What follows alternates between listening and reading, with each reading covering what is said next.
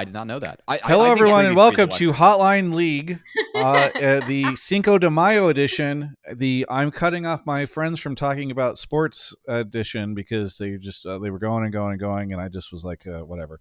We normally do a sound check before this, so instead, because I just had to stop them, we're gonna do a little sound check live. So if people are watching live, please let me know if anybody's audio is too quiet or too loud. We will adjust accordingly. But other than that, happy Cinco de Mayo to those that are celebrating. I cooked up some Mexican shredded chicken tacos earlier today. That was pretty good. Cubby, how are you celebrating the holiday? a little bit more of a Revenge of the Fifth guy myself. I celebrated it watching Tales of the Underworld, the new Star Wars show that released yesterday. So bit of a switch up there, Travis. I got you. So it's May the 4th be Yeah. with you, and now there's a Revenge of the 5th? Yes. Okay. I see Mhm. what you did there. Okay, so you watched that. Mhm. Is it good? I don't know. I feel like I've been kind of burned out on all the Star Wars stuff for a while. So I actually really like the Tales of series because a lot of the times like they'll fill in the gaps for stuff like Clone Wars and Rebels, and Clone Wars is a legitimately really good show. I thought these were okay. The best one was probably Tales of the Jedi and Dooku's arc. Um, but it's all right. I'll enjoy more Andor on Tuesday as I am caught up on that show as well. There's some good shows out right now, Travis, and I've been enjoying them. Yeah. I still have a Yeah. love-hate relationship with shows. Although I did go back and finish season 3 of Picard, which was very, very enjoyable. Ooh, I heard Um, Picard's good. Well, the first 2 seasons are like awful, and then season 3 is basically them being like somebody got handed the reins of that show for the final season and was like, "Hey, you have to fix everything," and then they somehow fixed everything. It's so good. It doesn't really make sense to watch season 3 by itself, but it makes sense to sit through and suffer season 1 and 2 to get to season 3. So, yeah. Anyway, that's going on. But we have a guest who hasn't been on the show for a little bit, but I'm happy she's here. None other than Emily Rand. The Randoms Can Unite in celebration. Oh my god. I still think it's so funny that became a thing. It's so great. Like an actual thing because it was a joke started by one of my friends. So. Kelsey or who? No, Bonnie. They write for TL. Yeah. I think now. Yeah. Yes. That's awesome. Shout out to Bonnie for the awesome meme. It's the as someone who's known you for so long and knows that you hate being perceived, the idea that there would be like a fan club that's named after your last name is just like chef's kiss to me. It's so good. Anyway, how are you doing? I mean, it's better than getting the "Are you related to Ayn Rand?" So like step up, like progress. Yes. Better than that. Well, obviously I've been watching a lot of hockey since the thing you cut me off from talking about was the fact that Neil Pionk had 46 minutes of ice time for the Winnipeg Jets. And I was talking about how difficult that would be because I really miss skating a lot. Even though my parents didn't let me play hockey because they said it was too violent. But yeah, I've been doing that and watching a lot of League of Legends, and that's pretty much it. Great. I lead a very boring life. It's a very Emily Rand experience. Well, how has the league experience been lately? Because you guys have been in the smoothie bar for the couch or analyst couch or whatever you want to call it. Oh yeah, so we stole that idea. So when I saw the Valorant team was doing that, like a bunch of us were like, "Oh man, like we need to do this too if we have to split time and be the people not in the arena." And the thing I will say about that is, we try to have a living set, which sometimes doesn't work depending on what the fire marshal says. But when we are able to do it, that's really cool because players will walk in and out, like even between games, like during bathroom breaks and stuff, or after games. And sometimes we can draw them in. Sorry, Florida just scored again. I actually hate both of these teams. And that part has been really, really cool. And I think our PAs like absolutely smurfed with set design. And then one thing I really like about having been in the smoothie bar that I hope we can bring to the regular like analyst lounge when we return to it is our use of props, because being in the smoothie bar basically forces you, because we don't have telestration capability. We don't have like screens behind us to use as much to be able to point to. And that has led us to do a lot of things with like whiteboards, or like they made me this like really cool Summoner's Rift map with like all positions and like neutral objectives, so we can do like schematics of plays like on a I saw board, on a Kobe magnetic holding board. it for you so that you could move stuff around. Yeah, that was great. Which is awesome, right? So I really hope that we can still bring that creativity to, like, obviously it's not optimal to not be in the regular studio, but I'm really proud of the entire team, and I think we've been doing some fun stuff. And it is also a really cool vibe to do pros, because it's like a lot more relaxed than like sitting. It's not even small. It's just like if you're like lounging on couches, and the vibe is just different. At least I felt like with my episode that just came out, people were a lot like looser and comfortable right off the bat, which was nice. Yeah, it's intimate and chill. Yeah. Well, do you want to give a shout out to PrizePicks and NZXT for sponsoring the episode? We'll be talking about both of those as the show continues. But I do want to talk about the fact that this is, for the first time in almost 14 years of my career, the first show that I am producing that does not have Skype as the backbone of it. So everyone pour one out for Skype. It's an unfortunate day here at TGI. If you notice dramatic quality downgrades, you understand why. Yeah, I guess it's time for me to update the Skype bot in the chat. It's a tough time. Tough time for everybody. So I feel like, Travis, you should have held, the Skype comments until after the episode, because I that might be what the majority of our viewership is actually tuning in for today. Yeah. Your thoughts on Skype? Yeah. I see people, especially in Twitch chat, talking about how degraded the show looks, how obvious it is, and I apologize to those people. If you would like to help me get through this time, there's a scam train going in the chat right now. You can use a Prime sub or a regular sub and help get us to level 3 of the scam train. It'd be really appreciated. My camera quality is actually worse than this setup. I can actually like see it. I was gonna wait until like the end of the episode to compare it to like last week's. It's actually worse. So, rip Skype. Yeah. I told you could use a picture of me, and then I wouldn't have had to do makeup and be further perceived. And you said no. Here's the real thing. Everybody thinks that So I am. now I'm mad. Everybody thinks that I am the person who's most going to suffer from the absence of Skype. Emily Rand used I forgot my login information for like 2 years. Okay, I really couldn't log into it. Okay, but you could just make another account, and you could also use password recovery. Yeah, I wasn't gonna do that. Yeah. If she wanted to, she would, my friends, and she did not want to. So, we suffered. But now Emily Rand has to suffer because we've found an alternative Skype, and so she's gonna have an excuse now. Yeah. Anywho, really wanted to just pour one out for Skype because it was a really great piece of software that I was derided for using, and now we're using something that is inferior.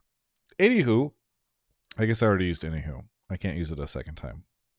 We're going to talk about what's been going on in League of Legends recently, and it's been it's been this way for a while, but outside of the games themselves, which I'm sure we'll have a lot of things to talk about, it's been a quieter week, and I feel like it's been that way for a bit. There's not anything too crazy going on behind the scenes for us to comment on. I don't know if I am forgetting any major drama, but overall it's been pretty chill.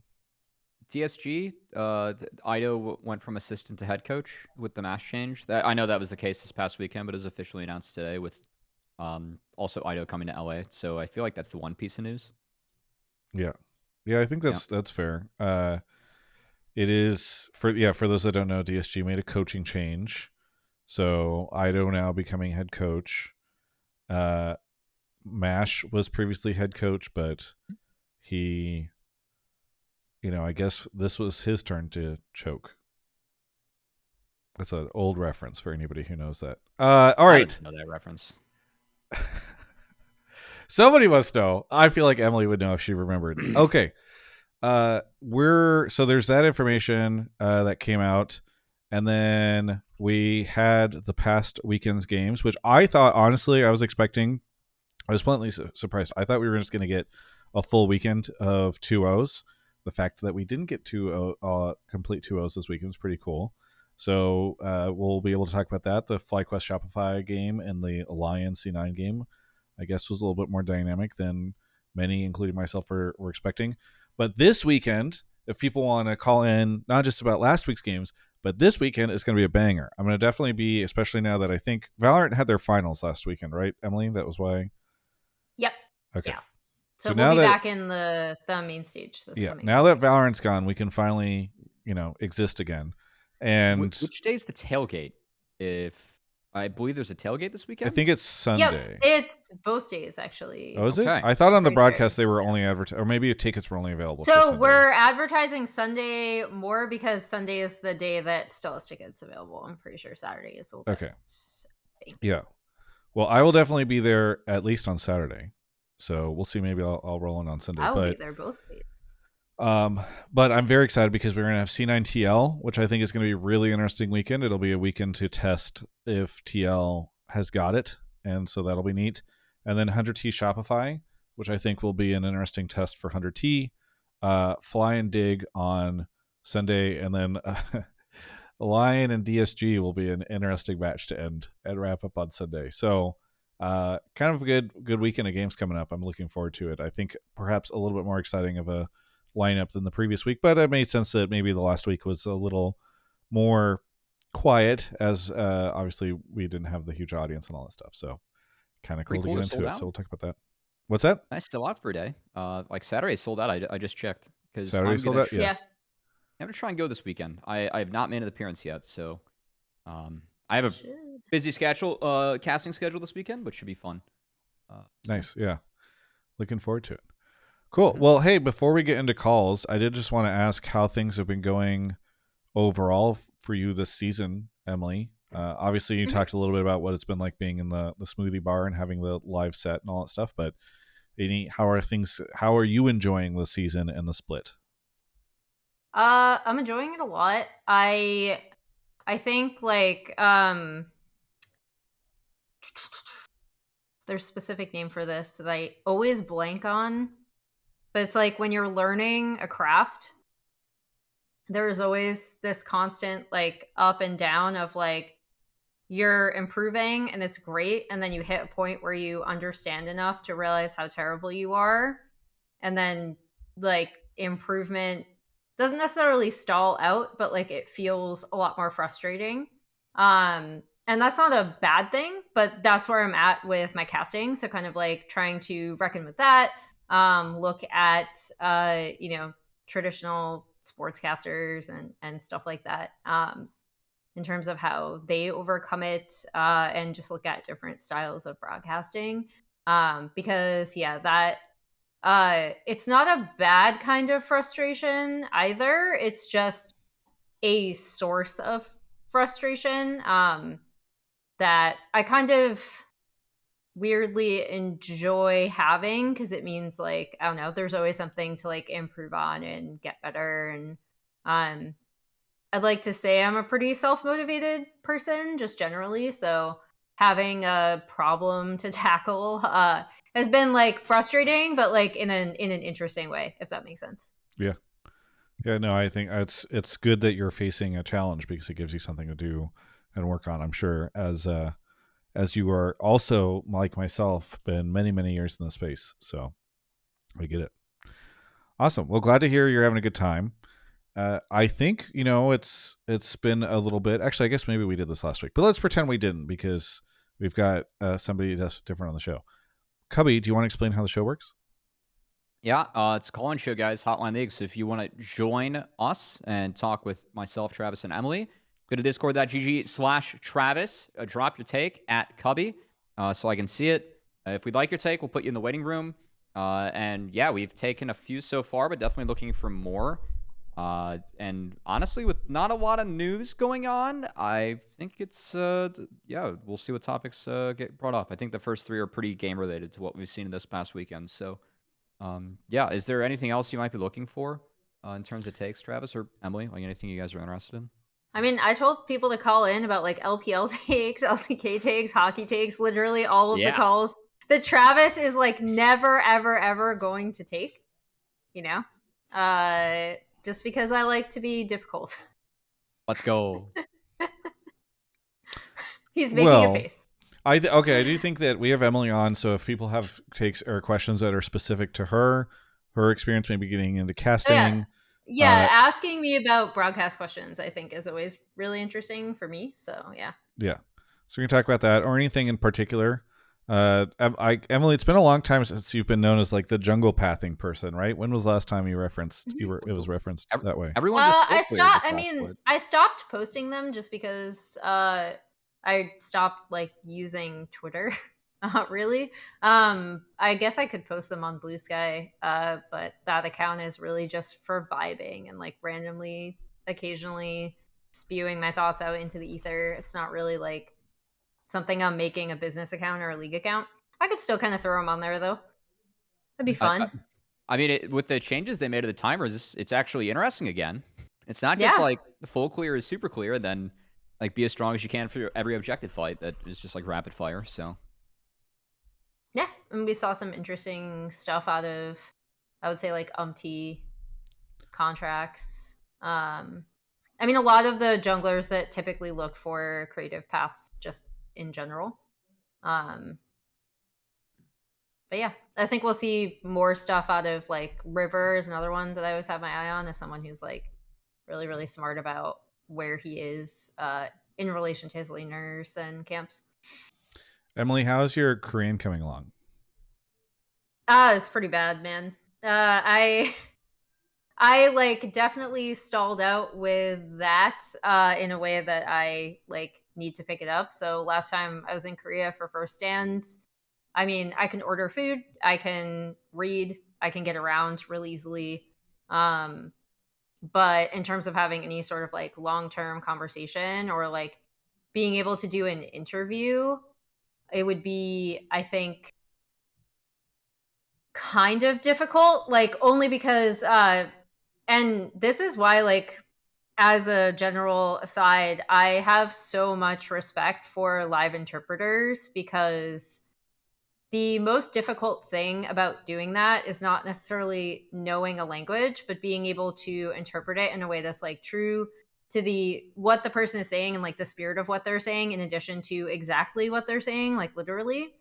But then also being able to recognize and like adapt on the fly, because you can't like plan what people are saying, right? So there are some times where I'm listening to LCK interviews and I'll be able to understand what's said before it's translated to English, and sometimes I don't, right? So like that just tells me that if I was ever to attempt an interview with a Korean pro, it would probably go pretty poorly.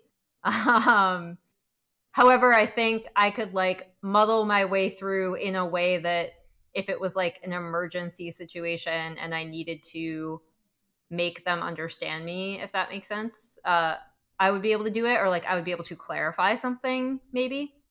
But actually live translate an interview, like, Well, that's great. I'm glad to hear that you are feeling so competent, because Gorechi in the chat has been wanting a all Korean pros episode where they all speak in Korean and then it gets translated afterwards.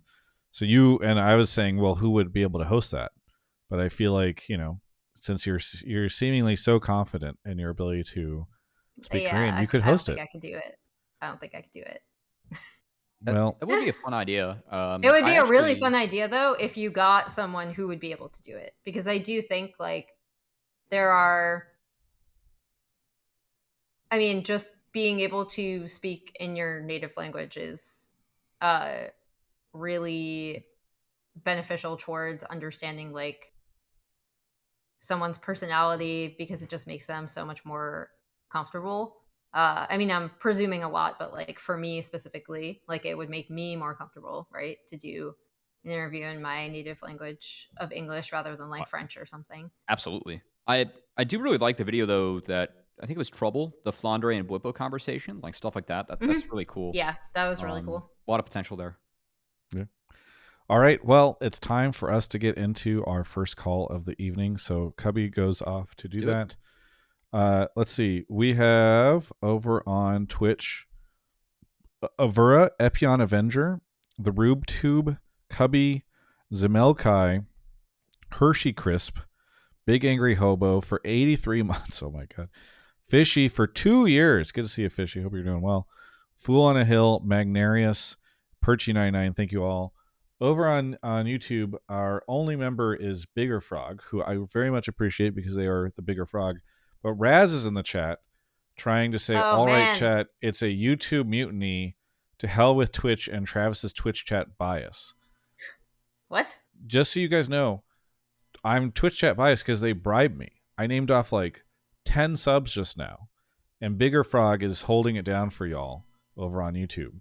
And I mean, if you go to Raz is not YouTube, even a member, Raz is so there. Yeah. he's not even really like contributing. He's like part of the Love problem. Raz. He's on the red platform, not the purple platform. That's a rarity. He's usually here on the purple platform. Raz says over on YouTube, continuing his controversial shit posting, he says, guys, we actually want views on those videos unless there's great promotion to the Korean audience, which just wouldn't happen, IMO. So suggesting that no one would watch a Korean for the thing. That's fair. I mean, you'd be able to. Honestly, like I do always wonder. And I haven't suggested this. Maybe I should. But it would take someone who actually, again, can translate. I would be really curious to see something like pros, especially when we do have a South Korean pro on, getting subtitled in Korean, and advertised as such, just to see like what would happen there, as an experiment, if only because I know, like, for example, Ashley would do that with her English speaking interviews, just like purposely. That was part of the point, right? Like translating them to the Korean audience. So yeah, I'd be really curious to see like how many fans, because I know like I've seen and met fans that have traveled to see specifically, right, at the Riot Arena, which was really, really cool. It's like great to meet them. So yeah, like it's not like these players like stop having Korean fans once they leave for LTA, right? So that would be really cool to see.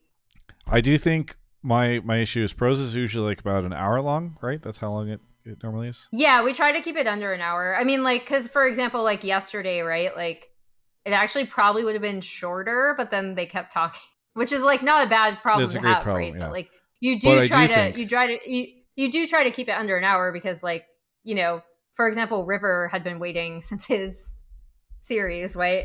We even brought that up in the episode. So like you don't want to needlessly take up people's time, especially at the end of like what is usually a pretty long day. I do think that asking people to like it's pros is like a podcast, so you can't really release like Korean only podcast. One, on podcast platforms, you just can't listen to it unless you speak Korean, and two, on YouTube, you just have to. I think it's usually like a second screen experience. So if you just have to read subtitles between all the players for a while, it might not be so good. So I can see that being an issue. Either way, we have Zemelci here. Yeah. Zemelci, where are you calling from?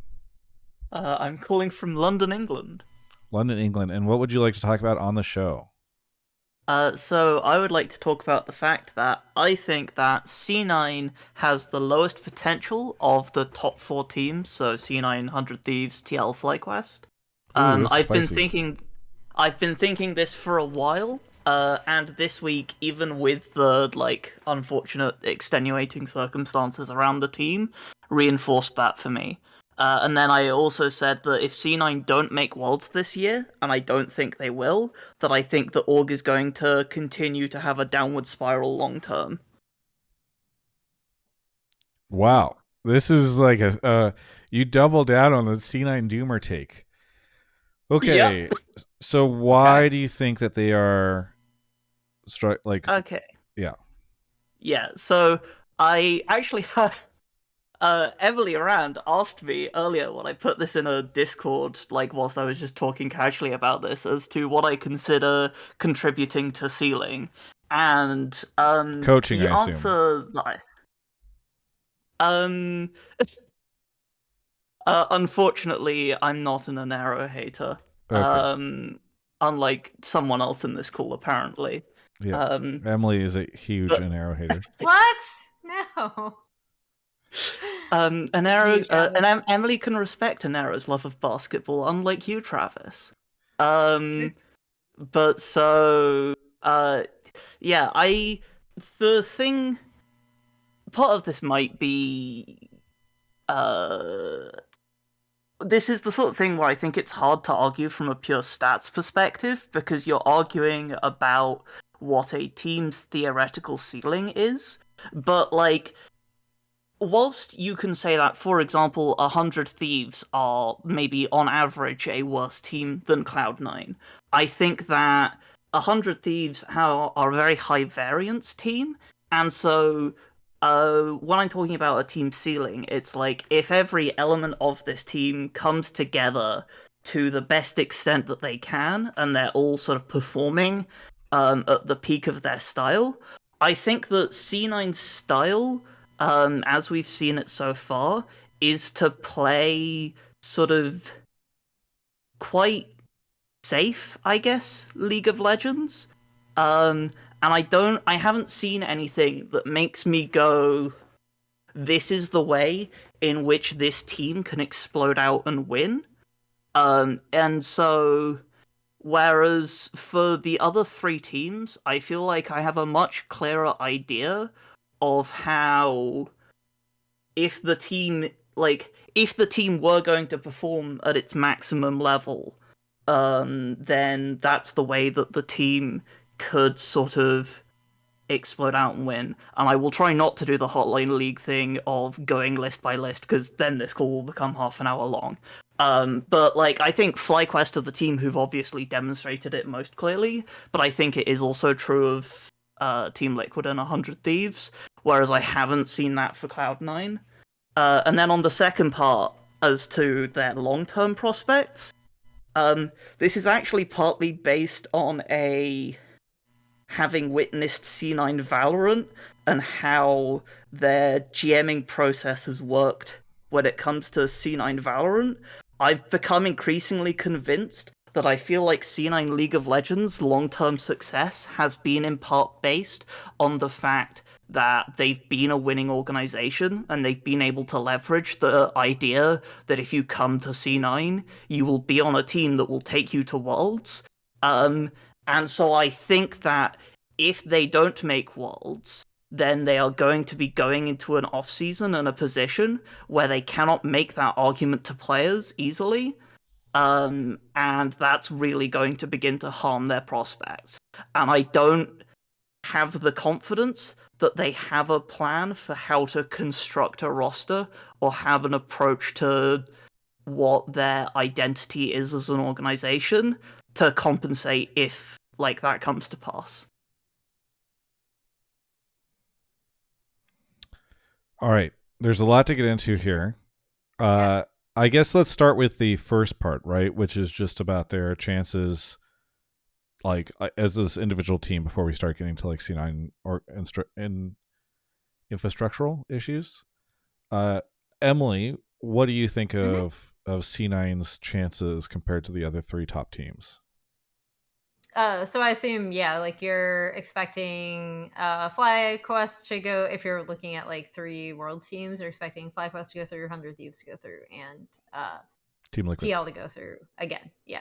I mean, I would actually fully expect C9 to be one of the teams that qualifies this year. I don't know which team isn't going to Well, make there's only 2 but teams to Worlds, though. Oh, That is true. is it? Yeah, because there's we had the one South LTA team. South Yeah. team. And The then the only way winner. that I keep only way 3 forgetting about teams that.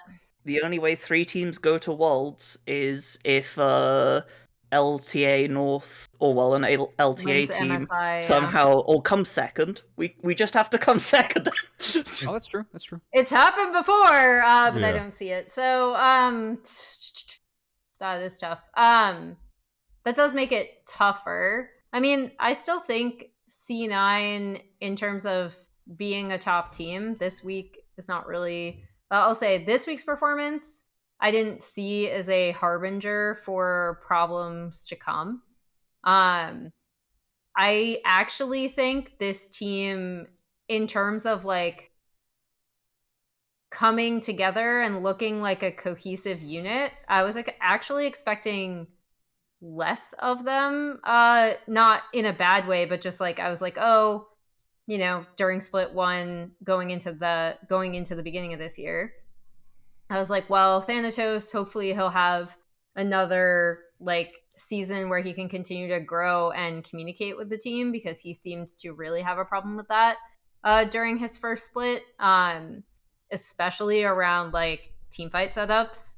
They were really, really poor. And I was actually really pleasantly surprised by how much he improved.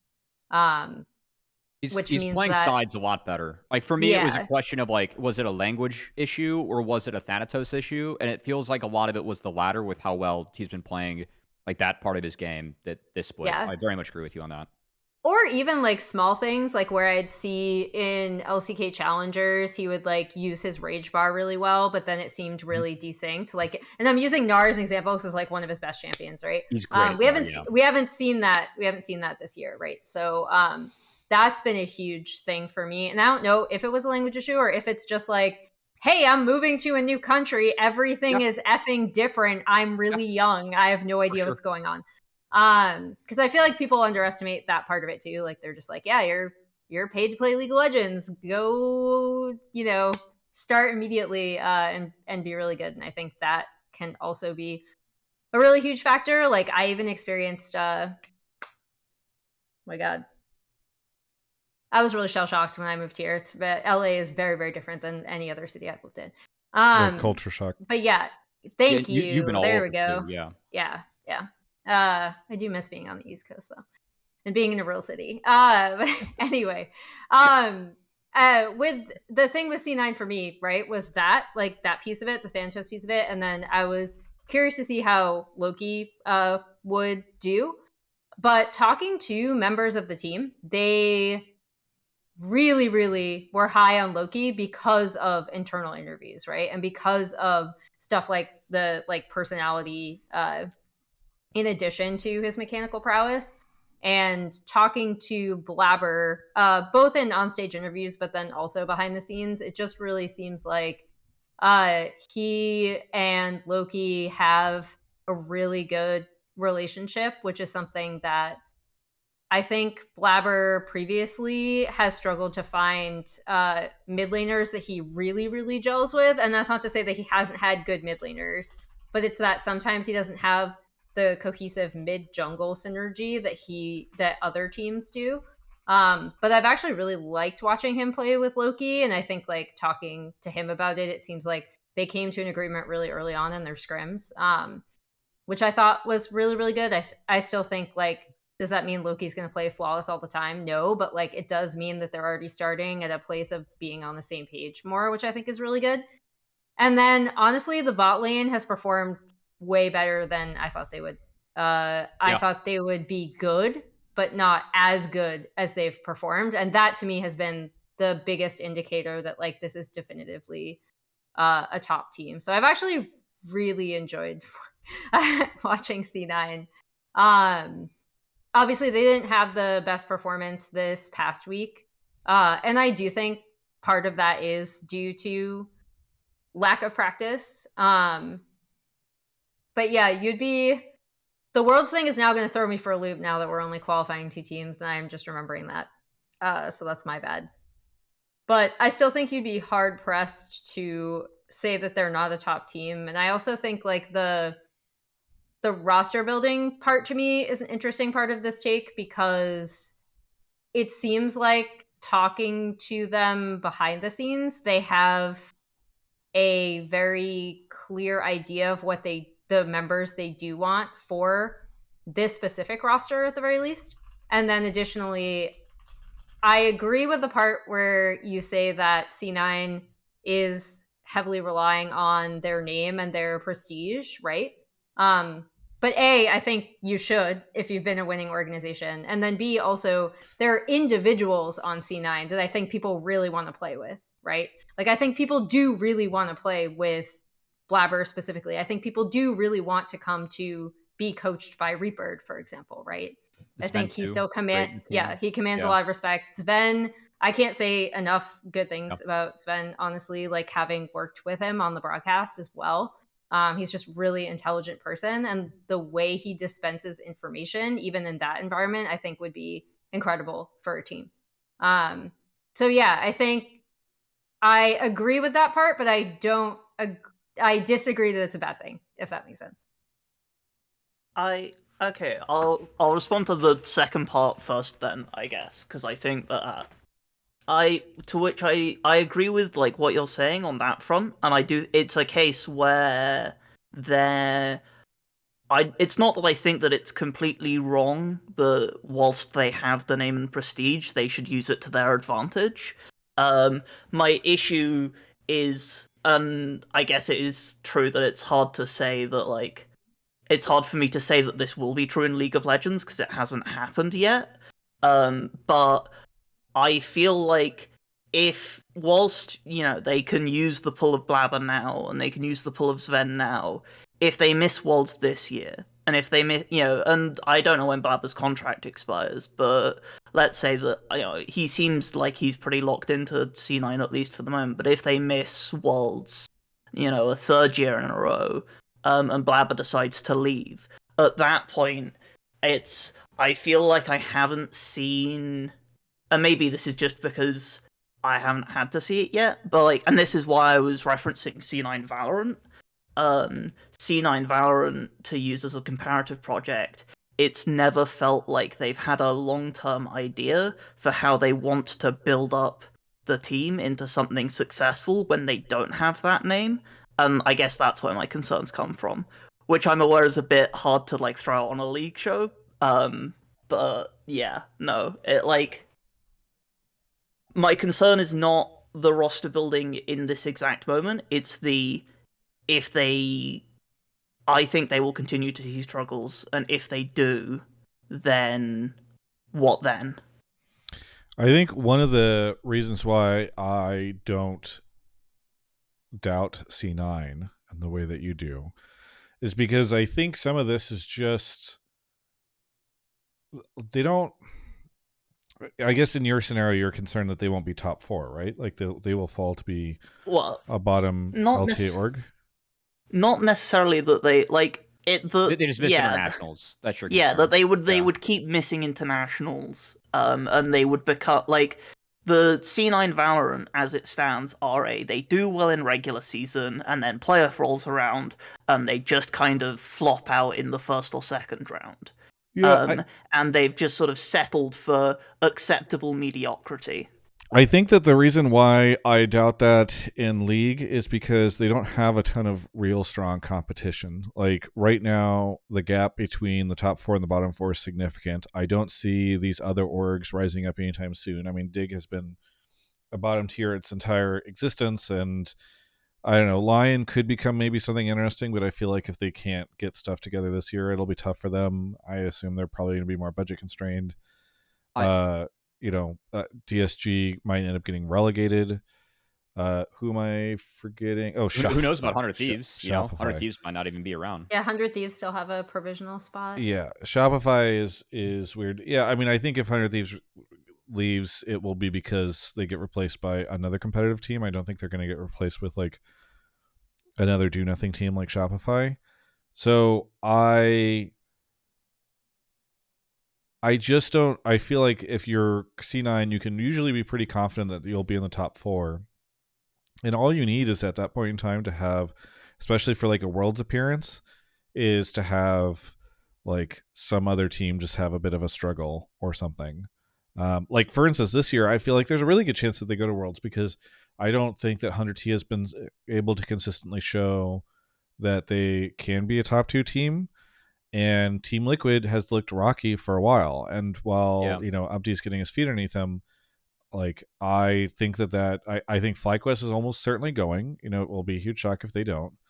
And then I think that second spot is very much up for grabs. And it's hard not to feel like C9 is probably the lead contender for it based off of the other 2 teams that could be in the running. So I guess I don't have that much worry for them. And even if next year something changes, like they've been able to, they're a team that has a reputation for performing well enough that you'd rather be there than like any of the other the other four bottom teams. So like they should be able to pick up pretty good talent.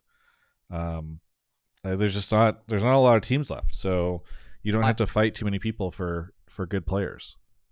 I think that's like Zemelci, if I were to argue this from your perspective, and like I don't agree, so I'll explain that later, but I would actually argue it from the fact that out of 100 Thieves, TL, and FlyQuest, the teams that most likely are the ones that are most competitive with C9 in terms of org standing, only one change was made between those three rosters this past offseason. So C9 kind of got pick of the litter outside of that. And like if we see a more volatile offseason this upcoming year, it might be interesting to see where C9 falls in that totem pole of like where players want to go and why. For me, I feel like that's the best argument for this about why I might be concerned, and that has nothing to do with C9. I mean, frankly, I like C9's build. I actually love what Emily was sharing about Loki too, because I know from an analyst perspective, a lot of people were surprised to have C9 go with Loki over Saint, and also surprised to see Saint go to Lion, because Saint was perceived as a stronger player. And it feels like C9, I mean, whatever they have cooking has been pretty justified. I think both Saint and Loki have been really good in the league, but you can't deny what C9 is showing on the Rift right now. I think my concerns for C9 this year, if I were to have any, and I'll be a bit of a C9 defender here, which is I think sometimes a rarity for me, but I can't judge them off this past weekend or be concerned, just given that both Vulcan and Vigar V2 like experienced personal issues which were lost that they somewhat talked about in their lives. And they didn't have a normal week of practice, and we definitely saw that on the Rift. So for me, I kind of write off this weekend. I also feel like my concerns for C9 are I feel like you're 100% correct in the sense that C9 hasn't been able to reach those international events, right? So can they perform when it counts? I feel like that has been the question for C9 these past 2 years. They have had much stronger regular seasons compared to playoffs. And I'm just kind of waiting to see if they can continue the run they're on now, because I feel like where they're at now, especially writing off this past weekend, which I will, given that the team had a weird week, C9 for me, again, are a clear top two with FlyQuest.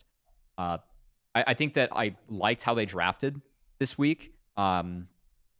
For like that's been a question mark in the past with C9, and even a question mark heading into the Fearless format. So I think that's a good sign. I feel like the concern is just, I think the jungle changes are actually really good for Umpty, and TL is going to poke the bear with bringing in Yuji reportedly. But that is something for sure. That is like we're poking the bear and seeing if we can get more out of Umpty. I think the changes do allow for junglers to be a little bit more creative with their paths. And that's really where Umpty has thrived throughout his career. So if anything, I'm just concerned that like TL finds their form and footing, because TL have proven that even when they aren't at their strongest, their floor is still really high because they play good fundamental league. So I feel like if I'm in C9 shoes, that's where I'm concerned. But I have no judgment off of C9 this past weekend. Again, I would completely write off what we saw in the Rift, just given that that team had a weird week. It had some personal stuff going on. And I can defend their build this year. Again, I think having the two imports with Reapered and three very known quantities within that organization was a pretty safe bet from them. Feels like both Thanatos and Loki have leveled up. We're getting a lot out of Sven and Vulcan along the ride as well. So for me, it's just like the biggest question is, can C9 perform when it counts? Because they haven't been able to do that. The last few splits where international appearances were on the line. And we'll see if that's the case this upcoming split, because it sure feels like right now they're going to be in that position again. Yeah, I think we're agreed on that point where, like, because again, it's like my argument here isn't that like C9 are secretly like the 7th place team in the league or anything like that. My argument is purely that I think that, as you're saying, when it comes to that like put up or shut up time in playoffs, I think that it's more likely that one of 100 Thieves or TL realistically, because like we're assuming that FlyQuest is first here. Yep. Like one of those will find a higher ceiling. I think that they've both demonstrated that they're capable of it, and so it's a case of like, even if you can accurately say, 100 Thieves and TL are both much higher variance teams, I'm still willing to take the fact that when rolling both of those dice, one of them is going to come up higher than C9. All right. Well, they're dice, so it's random how they're going to come up. Yeah, but like, I mean, I Right. really don't feel inspired by the performance we saw from 100 Thieves this past weekend. Like, for me, I have more concern there. And I still feel like Dignitas is going to be the most competitive team with the top 4. They have some glaring issues that if they're able to, they haven't been able to patch it up all year. But if they do, I feel like they're in the best position still. I really do. Zemelci, thanks so much for the call. Anything you want to shout out here at the end? yeah. I would like to shout out Emily Rand's blog For Me in Full Bloom. When's it coming back? Can we get some new posts, please? Maybe. So there's a Sunny Boy post I'm working on that I've been working on for like years. I finally and maybe need I'll to finish actually it. watch. I finally need God. to actually watch That Sunny show Boy. is so good. It's really It's good. really good. It's been sat on my list for like several years. Also, have you seen Izetta the Last Witch? I haven't. Okay, you should watch Izetta the Last Witch. It's really good. It has it's Yuri. Nice. I'm always a fan of that. Yeah. Okay. That's it. Trans rights are human rights. Peace. Thanks so much for the call. Catch you next Also time. true. Emily, I know you like anime. Yep. I've been playing this anime game called... Is it Claire Obscure? Are you calling it that an anime game? No. I do have that downloaded. I mean to try it. They gave me a key, but it's called Nike, Goddess of Victory. Oh, yeah. I have a bunch of friends that play that, yeah. I played it. I think as an anime person, it would be interesting to hear your take on the Nike story. So Maybe I'll get around to it. I've had friends. I'm gonna go grab a recommend it to caller me. for this, Travis. I was Caller going to for take a Nike? sponsor break, but apparently Cubby's directing the show now. Thank you to Raz for becoming a member over on YouTube. The public shaming got him in. It's only Raz and Bigger Frog so far. Over on Twitch, we have Perchy99, D Fitch for 52 months, SLC Soy Boy, Yeshua, and Yaoi. Chronicler's saying names about me. Chronicler, you should actually experience the story. I think much like your shitty take on LA, which I think you probably haven't experienced it very much, and you've made assumptions based off of your limited does exposure. Chronicler hate LA as well? Yeah, he was I shitting on also LA hate in the chat, and I'm like, As he I'm should. sure what happened was Chronicler came here one time and had to do a broadcast from the LCS studio back in the day, and was awake only in the middle of the night and didn't actually get to experience anything about LA, and then it was like, LA sucks. That's And not now- true. Because I invited Chronicler over to my house. We had like a big dinner. It was like him, Rob, Shin. We Dude, how invited mu- Jordan too, but I think he decided to sleep. Okay, so then do you feel like Chronicler got accurately exposed to Los Angeles during his time here? Yes, I think we both hate Los Angeles. I think we're Okay, we're first off, united. you don't even get accurately exposed to Los Angeles because I take the train. What are you talking about? exactly that. First off, you're doing I LA use wrong if you're taking LA the train. public transit Yeah, every That- single okay, week, that's multiple chastity. times. Yeah. If first off, I get that our public transit is not great, but I feel like you take the train, but you only take it between the studio and your home. That's not true. I take it downtown. Whenever I want to go shopping at H Mart, I take it.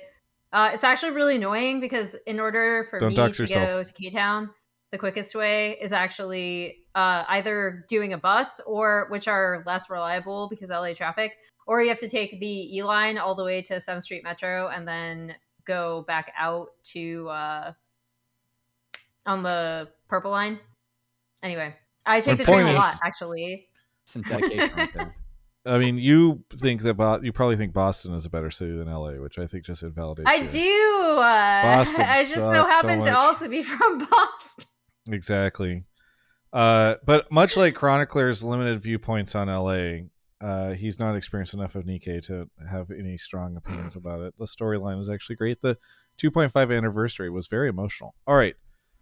We have Saiyamin. Is that how you say it? Saiyamin, kind of like the Saiyamin. great Saiyaman from Dragon Ball.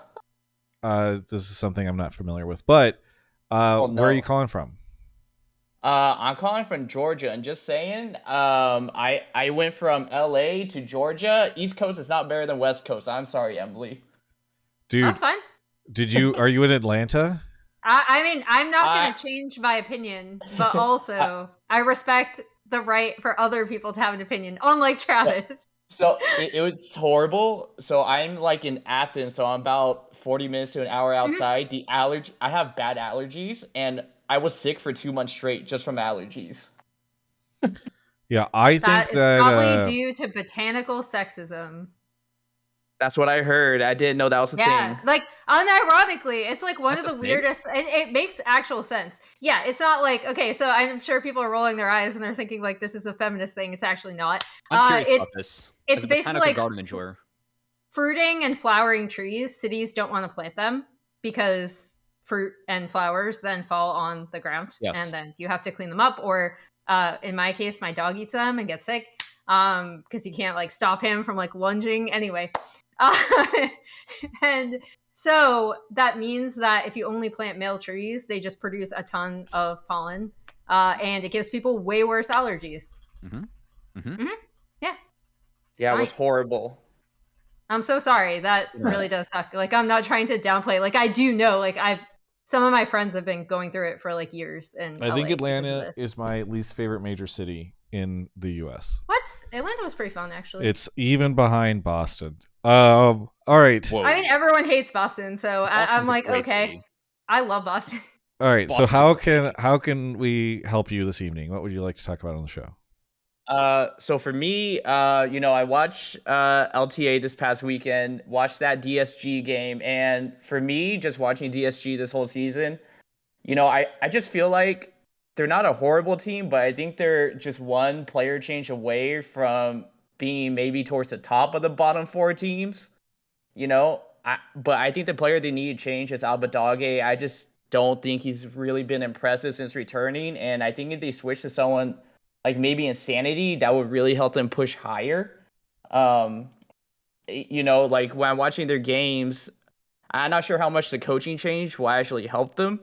I'm not sure that was really the biggest issue, but it's just what is their win condition when I watch their games? Because everyone says Castle's good, and Castle does have good moments and everything. I think XU's been pretty good. Like, I don't think he's really looked like he's green anymore. I think he's pretty solid. He is, of course, pretty solid. Scary Jerry's just been getting better and better every game, but Abbedagge, I just feel like he's not creating plays. He's not carrying. So what's he really doing? And watching Insanity last year, like, I know it wasn't the greatest season he had last year, but also it's like I felt like every time he played, there was like at least a win condition or he had some sort of weird pick or that they could play around. And I just think maybe someone like him coming in can really help this team push up higher into the standings, if not, this split, then the next split maybe. First off, I wanted to apologize because Raz is in chat and he was spamming the hang up, like screen takeover thing in Twitch during your take. So I don't know. Raz seems to disagree with you, but okay. So you would like to see a change with their team, and you would like to see Insanity come in. Someone like Insanity, I don't think they can get another rookie. I think a rookie doesn't solve their issue even a rookie with good hands. I think they need someone, with at least maybe a year or two experience. But yeah, I don't know if it's just XU and Abbedagge are not working together as like a duo well, and Abbedagge is not being like enabled. But I also just feel like I see XU trying to do stuff. I don't see Abbedagge doing a lot as an individual. I don't know, that's just perception from the games, but it doesn't have to be Insanity, but he's the only one I see right now in NACL that's still playing. That's not someone that hasn't been playing in LCS or LTA once upon a time besides like Poe Belter, but I don't think he'll come back. I mean, Pobe's been pretty good. I think Pobe's been the best mid of the league. Yeah, but I don't think he wants to play in LTA. I know. Well, okay, Yeah, so Cubby, you I'd should want know Pope what first. else is out there. So what do you think of this take? For the caller, have you watched a lot of NACL at all by chance? It seems like a little bit. I try to catch it every now and then. I wouldn't say I had Not a lot really. of That's time okay. because I've been doing a lot of college sports, and my season just ended, so Okay. it's been busy. Good for you. If you're in Insanity's shoes right now, would you rather play on Luminosity Gaming or Disguised? Probably Luminosity right now. Well, that answers your question. My guess is that Insanity feels the same way. Because if I'm in DSG's shoes and I actually wanted to make a change, it's probably the first person that I would have talked to. Though I mean, I will say there was at least some behind the scenes discussion about DSG making a change. It feels like with Ido, they feel like keeping this group together is the best call. I mean, props to. I mean, I'll shout out any coach or manager that's like going to go defend the guys they have, and trying to win as 5. I feel like that was a little bit of a surprise for fans, the fact they did that. But we'll see. I think the question for DSG was just who is going to be the carry, and it feels like we just don't have that consistent answer yet because I feel like Castle is their strongest individual right now, but he doesn't like play consistently. I feel like he still makes mistakes in mid game that can set himself and the team behind at points, and the team is making too many mistakes as a whole that are still giving them issues.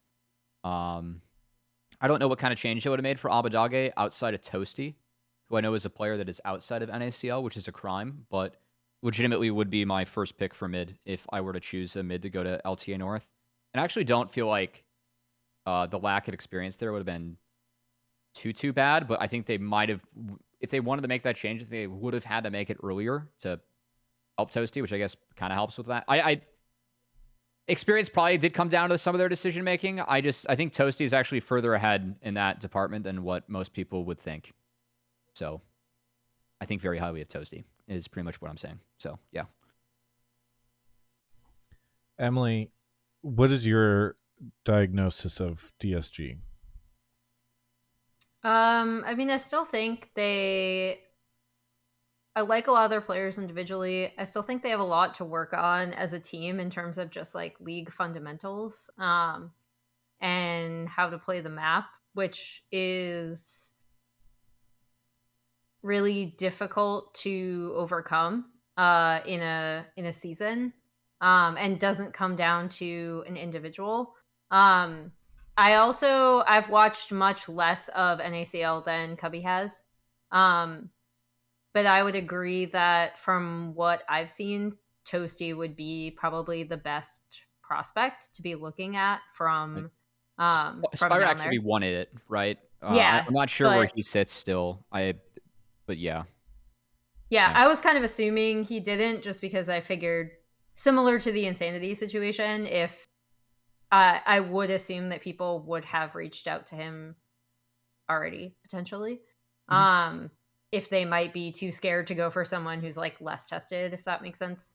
But yeah, like for me, the big thing with DSG is putting it together in a full series and sticking to your fundamentals, right? Because we saw them kind of be able to capitalize on Team Liquid's mistakes in their first game, right? Against TL this past weekend. I'm not talking about the game that they won, the game that they lost, the first game. But then by the time the second game came around, TL just absolutely steamrolled them. Like it was just shy. I know Azael like caster game was cursed over, the like, shit. Yeah, minutes in. Azael caster cursed the shit out of this, but like Yeah. we were going into I think 20, almost close to 20 minutes, if I'm remembering correctly, with it being a potential like first perfect game situation. So yeah, that is my big thing, is like having the team be able to come together and play fundamental league for more than like a single game. And that takes time with any roster if you're starting from basics and like trying to build. So it would be, in my opinion, a difficult path forward even to like get to knocking off some of the like top bottom teams, because if you're looking at those other teams, like I think Lion in particular, because they did have a series against C9 that, like, let's be real, they should have won that second game. I feel like that's not a hot take Blabber himself said it. As like even before the cameras started rolling on pros, he sat down and he and Licorice are already like going through the game while River's just sitting there giggling, right? Yeah. We were all talking about it, and like sometimes that happens, but like I do think looking at those two games, that they quote unquote like should have won, and like I just think Lion overall their fundamentals are better. Maybe I'll be proven wrong this weekend, right? But I think like that it's going to be a tough challenge just because of where they started. And I don't think any one individual is necessarily responsible for that, although maybe making a change, like, I don't know, sometimes making a change just for the sake of doing it can be good. But to Covey's point, they already kind of did that with the coaching change, right? In bringing Ido in and seeing how that goes. So How much of a change is it? Because obviously Ida was there previously. Kind of. To my understanding, he was a bit of a late addition, and then he spent some time with the team. Like he was actually crashing on the couch a bit. And then like now that he's head coach, he'll be back out full time. But my guess is, I won't share. I know too much here. I will not share more. So Interesting. Can you say there's what, no drama. I just think that I mean the team obviously like chose to have Ido be the like head coach moving forward. I feel like that might he had a good impact when he was there. So Gotcha. Okay, they felt guess, like he was right? the right fit. So yeah, that's my guess. So okay, that's fair. Yeah. All right. Well, I don't know. I mean, I do feel like Abbedagge has been. It's interesting. I feel like he was the biggest head scratch whenever that team got announced, not only from a like player roster lineup, but also just like, oh, Abbedagge still doing stuff. Emily, you're raising your hand. I am, because the one thing I forgot to add that I blanked on because I got distracted because I agreed so much with Cubby's take. I will say this and like their more recent performances is unfortunately the worst comparative time to think about replacing Abbedagge, because I actually think he's been performing a lot better like It's in like the the Umpty immediate syndrome. recent games, right? Where Yeah. I would have potentially agreed more previously, because I actually think like since he made that tweet, since they're in their more recent games, he has looked better. No more like head scratching realm warps into enemies and dying. Well, regardless, I do feel like then they have a very uncomfortable set of circumstances, because if it's not Abbedagge, and I know some people are feeling about XU, I just think they're in a tough spot, and it's really rough too because they kind of have to figure this stuff out, because missing World sucks, but also getting relegated sucks probably even more. So I don't know what's going to happen there, but I feel like the DSG dream never really materialized, at least so far. So we'll see what happens as we head into the end of Split 2 and through Split 3. But thank you so much for calling in. Anything that you want to shout out here at the end? Yeah, just shout out your sponsors, PrizePicks and NZXT. I really hope that their new coach is a Abbedagge whisperer, kind of like Spawn is to Umpty. And I want to see DSG do well. And yeah, thanks for having me. Really appreciate it. Have a good night. Right, have a good one. You too. I hope your allergies get better somehow. Magically. as they leave. I will say we didn't like touch on the DSG coaching change. Shout out to Ido. He's been like topping a lot of NACL teams, like making finals and making good runs with teams who I feel like outkicked their coverage at times. Was part of the turnaround with EGC 2 years ago when they got Surdy in, which Surdy was a big buff given what that team was. But yeah, he's been around for a while, and it's cool that he got a shot. He's really been trying to grind in Tier 2, so I think it's really appropriate that he gets to try and be a part of the save DSG run. I believe Ido was in the chat earlier, but is not now, so I don't know. Yeah. He's probably got work. That's why you feel comfortable saying it, because yeah, of course, speak well of somebody in front of them. Well, to echo on. our last caller, I do want to also give a shout out to our sponsors, and let's specifically shout out NZXT. NZXT, fantastic PC and hardware partner for the show. You can go to nzxt.co/Travis. There's a link that is in the description of the YouTube video. Also, Numi, I'm sure, will be dashing over to her PC right now to type it into both of the chats because I'm sure she was off making dinner or something like that. Now she's like, oh God, Travis is doing the NZXT thing. I worked a full day at my second job and now I have to make sure I keep doing this. And she's panicking and now she's got it into the chat. Okay. Thank you to NZXT for sponsoring us. You can go check out their whole suite of stuff through that link. When you do purchase anything through NZXT, please use code Travis5 because that's how you save. I'm trying to help you out here. Listen, I'm trying to help you out. Use Travis5. That's how it's going to help you. You can go check them out. They have all sorts of cool machines available, including the GeForce RTX 50 series. Go grab a 50 series pre-built, you know. I've trying to figure out how if I want to say this. You know, there's a rumor that not with anything on the NZXT side, I haven't heard from them about this, but just generally speaking, a lot of people feel as though the current environment, especially for those in the US, is going to make things more expensive over time. So my suggestion would be that as you're looking around, you're seeing everything else go and get more expensive. Maybe consider, you know, is there something that you're trying to pick up soon? But all that is available over at nzxt.co/Travis. Use code Travis5. They have not just awesome PCs like the 50 series, which is available. In fact, in stock right now, they have the 5090. I know that that's been out of stock for a little bit, but you can now get a 5090 gaming PC from them. But they also have gaming gear such as keyboards and mice that you can grab. They have all sorts of components. If you like to build your own, you can go grab a case from them, or fans, or CPU cooler, power supply. They have all this stuff, and they've been fantastic partners with us for 11 months now. So thank you so much to NZXT for sponsoring the show. They've been a wonderful partner. Supporting them is supporting us. And please go check out, whenever you do, please go check them out. Use code Travis5. Thank you so much. All right. We have another caller coming. I think we have we have a couple. We're trying to go some more callers, right? We have one more caller after this, and then we should have some room for more. So if you guys haven't heard a topic that you want to talk about yet on the show, or have a topic you want to bring up, feel free to drop it in the Discord, and we'll likely pull more takes. Yeah.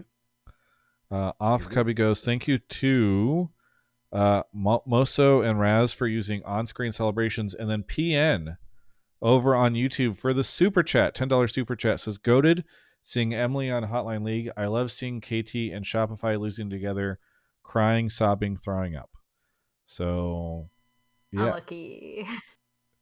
Okay, Emily, since you cover LTA and talk about LTA, who is the LTA equivalent of KT? Like Dignitas? So someone asked me that in the chat earlier. And in a weird way, I still feel like currently, because previously I always would have said that like CLG and then NRG were, right? Because they had A, the counter logic thing going for them, and also B, like just doing the opposite of what people expected. And in a weird way, I still think Shopify kind of embodies that just because a few of their players. But yeah, in terms of like, because like I don't really think there is a current KT equivalent this time. Bevies in chat says that Contracts is KT. The player yeah, I mean, Contracts embodies the KT spirit, which is kind of why, like I said, that's kind of why I said Shopify. But like, there's no org that's similar to KT. There's nothing like KT. It's just The closest thing is probably like Fnatic, but they're way too good to even be considered a KT. No, they're actually good right now. Yeah, they just don't win. They're consistently good, but yeah. All right, Yami's here. Yami, where are you calling from? I'm calling from the DMV. And what would you like to talk about on the show? Sorry, DMV in this case means DC, Maryland, Virginia. I forget that that's not like. I was like Department of Motor Vehicles. Wow, I'm an idiot. Thank you for the clarification. Okay. So my take kind of ties into what you guys were just talking about, which is I think that people have kind of overstated. I think the narrative has sort of overstated the gap between the top four and bottom four teams. And I'm not gonna do like the kind of normal like searing hot take of like the gap is a complete illusion, but like I do think that we have seen like the best of one sort of created the illusion where like you can kind of very decisively win a best of one like quote unquote series of one game, and it's not actually that hard to like decisively win one game. If you are slightly better, you can get a small lead and snowball that. It's not. But I think as we're starting to see as we go into best of threes, and even as we saw towards the end of best of one, just team one with TL dropping a game to DSG, is the bottom teams are actually able to take games off of the top teams and make series competitive. And I think that the framing that we've been seeing of like this, there's a clear delineation between the top two teams, or between the top and the bottom teams, and it's really only a competition between the top four. I wouldn't be surprised to see, to actually start seeing some of the bottom teams take a series before the end of the year, or do kind of an upset or two. Like I know, C9 had some extenuating circumstances this week, but that was a really close series where if Lion played like one fight slightly differently, they just take the series. Shopify also played two really close games against FlyQuest, and these are like the two teams that were already, I think, are expected to be the top two teams in the league. Like I said, we've seen TL drop a game to DSG already. I wouldn't be surprised to see 100 Thieves or TL drop some more games to bottom teams this upcoming weekend. And I wouldn't be shocked if we had something sort of sketchy happen in playoffs that sort of threw the bracket into disarray. Okay. Well, I disagree with this. I'll just start. I've let Cubby and Emily go first previously. I think there's a very substantial gap between the bottom four and the top four. I think that the bottom four can sometimes take games off of teams in extenuating circumstances, or in moment, or especially whenever you add in like Fearless and you get some like more zany drafting scenarios. But I don't feel like I would be very surprised, maybe I'll be proven wrong, if Group A is not C9 and TL on the top and FlyQuest and 100 Thieves in the top of Group B. Maybe I could see something weird happens and like Dig edges out 100 Thieves, but like I just don't I would be really surprised. Like it feels so absolutely delineated within the league right now that yes, like they can take games every now and then. I don't know if they can take series, and it certainly doesn't feel like C9, TL, FlyQuest, or 100 Thieves has anything to worry from the bottom four with regards to trying to make it to international events.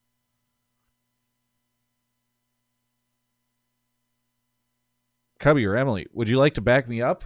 I again, I kind of write off the C9 Lion series. I don't want to take away from Lion, but obviously C9 had some extenuating circumstances this past week.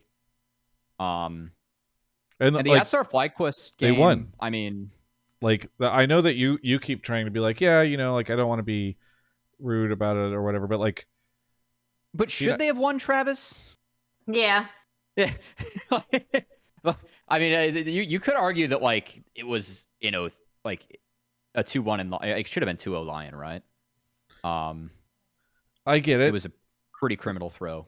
I get it, but also it was a criminal throw from a team that is like not. I know. Like they threw. That is why they are worse. Yes, and I am agreeing with that. I'm kind of with the caller. I still think that like if anyone's gonna mess around, for whatever reason, I still have faith in Dignitas. I'm sorry. I feel like that.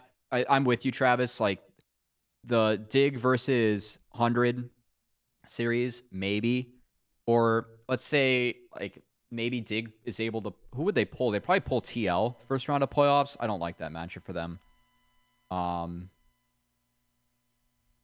I'd be if anyone outside of the top 4 though represented us at MSI, I think that'd be shocking at this point. I feel like that's like very fair to say. You could see like a series go one way or the other, but man, I think you get in the best of 5s, and I would be shocked if like Lion, SR, or Dig made top 2. Right? I feel like that's just what this comes down to. Or even going into Worlds, like if you had any of those top 4 get eliminated from Worlds contention by a bottom 4. And I know that's a ways off still, but like I could still. I mean, it's a long season. Like we'll see. I mean, maybe the TLUG experiment like doesn't go well, right? If that reportedly goes through, as it is reported to go through at the moment. Like maybe like one of the teams goes cold. I mean, we've seen that in the past. But again, I get this point. I would agree with you. I just like that is the long way away though.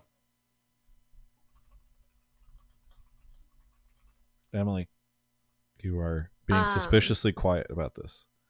Do you not want No, to because you wanted to go first. No. I went mean, first. so You're up. So I'll say this. I think in terms of because like a lot of times when stuff like this becomes such a large narrative, I think part of it is understanding that we're at least from a broadcast perspective, like a broader broadcast perspective, we're using it as a way to frame what's going on, right? So I can see why people are getting potentially like sick of that narrative specifically,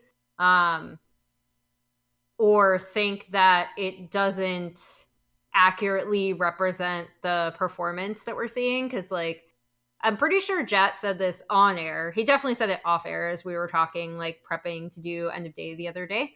But basically, like a lot of people, especially a lot of times, a series can even go like 2-0, for example. Especially if that one of those games is super one-sided, people might forget that the other game was really close. Or if both games are really close, they might forget that it was a 2-0 at all. Similarly, like I'm not sure, even with how crazy it was, how many people are going to remember exactly what happened in the 100 Thieves Dignitas series or with the Lion C9 series. They're just going to see the stat line and the game itself is going to go out of their heads, which I'm not even saying is a bad thing because it's not your job as a fan to catalog everything. If you do, I think that that's fucking cool. I try to do that with sports I watch too. But if you're asking me in terms of is a team in the quote unquote bottom 4 going to be able to punch up and actually win series and be in a qualifying position, not even qualify, but like be in a qualifying position, a best of 5 to go, for a international spot. I think that's a really tough ask, and I think the difference for me comes down to a lot of stuff I've seen, but also talking to pros in terms of what makes the biggest difference. It's the actual league fundamentals, especially when it comes to neutral objective setups or side laning, or even what happens, like, for example, in the first game of the 100 Thieves series, where they ended up having to swap before I think they might have wanted to because of the Gwen Renekton matchup, right? Where they were swapping on essentially what was an old timer compared to the new map, right? They were swapping earlier than where teams would actually tend to send their bottom lane top because your top laner is getting eaten alive. So you want to get them out of that matchup, and it ends up even further punting any control you would have had over Drake, because again, now the timers are different than they previously were for the initial grub swap. Anyway, no one cares about this probably, but my point is if you end up in those situations, right, and I'm using Dig as an example because I think they were potentially the closest, like I'd actually agree with Cubby on that. You end up in these situations where sometimes they either can't stand up individually potentially, or they just don't have the same wherewithal when it comes to side laning and cross mapping and neutral objective setups. And that's really the big difference for me between the top 4 and the bottom 4, is that the top 4, again, even 100 Thieves, who I think are the shakiest at these things, do them a lot more consistently than the bottom 4 teams, and you see a more intent to do them correctly. And that can change. It's just the amount of time it takes is lengthy, and so I find it difficult to see a quote-unquote bottom 4 team ending up in a qualifying position and being able to take out a top team because of that. I will say I don't feel like the quality of the league is quite as good this year overall as it was last year. I would Like, agree with that. Even with our top teams, which is kind of weird because they stuck together for the most part. Yeah. I honestly think Fearless is part of it. I think for sure. Yeah. I mean, what else? What else do you think, though, Emily? So I was gonna say, like, I feel like all around the world, I think, and maybe Yes. it's just that I'm at that point in the season where I'm like, league sucks, every team sucks. And there was like, a giant patch too. I think even the best teams in the world right. are having some shaky moments in their games. Yes. Like, I would say I think Gen G is the best team in the world right now. I think even I've seen them make some mistakes. I don't know if that's a hot take. Cubby is making a face at me. HLE maybe fan, he thinks but it's yeah. HLE. I also mean, like HLE. it's- I think they're it's the Gen top G 2 right teams now. in the world. Yeah, they are. Yeah. But like even in some of their games, right? Like I see them make mistakes or I see them drop games. Yeah. It has happened. I think Fearless is part of that. I also think that for North America specifically, and I know like everyone thinks I'm crazy when I say this, but I don't think it's a hot take to say that TL specifically, and then to a lesser extent FlyQuest, were some of the best lane swapping teams in the world last year. Yes, they were. I actually think like They were. maybe their individual mechanics did not stand up in team fights at international events, as we definitely saw with Team Liquid at times. But I do think their intent and their ability to pull off lane swaps and their intelligence around it was stuff that other teams in other regions should have been paying attention to if they weren't. They were, and yeah. we have definitely lost that this year, right? Yes. And I know like no one likes lane swaps and everyone's happy that they're gone, except for me apparently, who Raz was like, I was, what did he say? I was crying on the floor because they're taking everything in the game that I love away from me. Yes. But yeah, I think that's actually something that NA had, even if people are not willing to give them credit for it now, because I don't know, they like dunking on NA, which like fair. But like I do think that's something we had last year that we don't this year, right? And 100%. it's also contributing to our top teams looking worse. Well, I'm glad to know that it's not just us. Yeah, well, I 100% agree, Emily. And I miss lane swaps, and I don't think we're ever going to get lane swaps back, and that makes me very angry. Yeah. But it's like Yumi, Kelsey, who else is in the... I feel like they'll emerge in some weird way at some point in time. There's not many Dom's of us. in there, yeah. Oh, yeah, Dom, okay. Nice. We have a good group going. Yeah. I was ambivalent on lane swaps. I was like, yeah, I don't want to see them every game, but like, they're not the end of the world. I think in another decade, Riot will mess up and we'll get lane swaps every. That's what I mean. It does feel like God, they messed up. They're always on the verge. 20%. You know, they're just lurking. 15% of games, please. That's all I ask for. Yeah. Riot will forget why they introduced tower changes, and we'll just remove them again. Yeah. Yami, thanks so much for the call. I know that we kind of talked for a little bit. Is there anything you would want to add? No, I mean, I would say, like, I kind of mostly agree with everything. Like, I do think it's unlikely, and I don't think it's, like, we're going to see it. Like, I don't think it's a guaranteed thing. I do think kind of the shakiness that was mentioned, I guess my point was just I do think the gap is not necessarily, like, an impenetrable wall so much as, like... Oh, okay, now I'm thinking I can't finish this analogy. It is a porous cell membrane. But that's a nice example.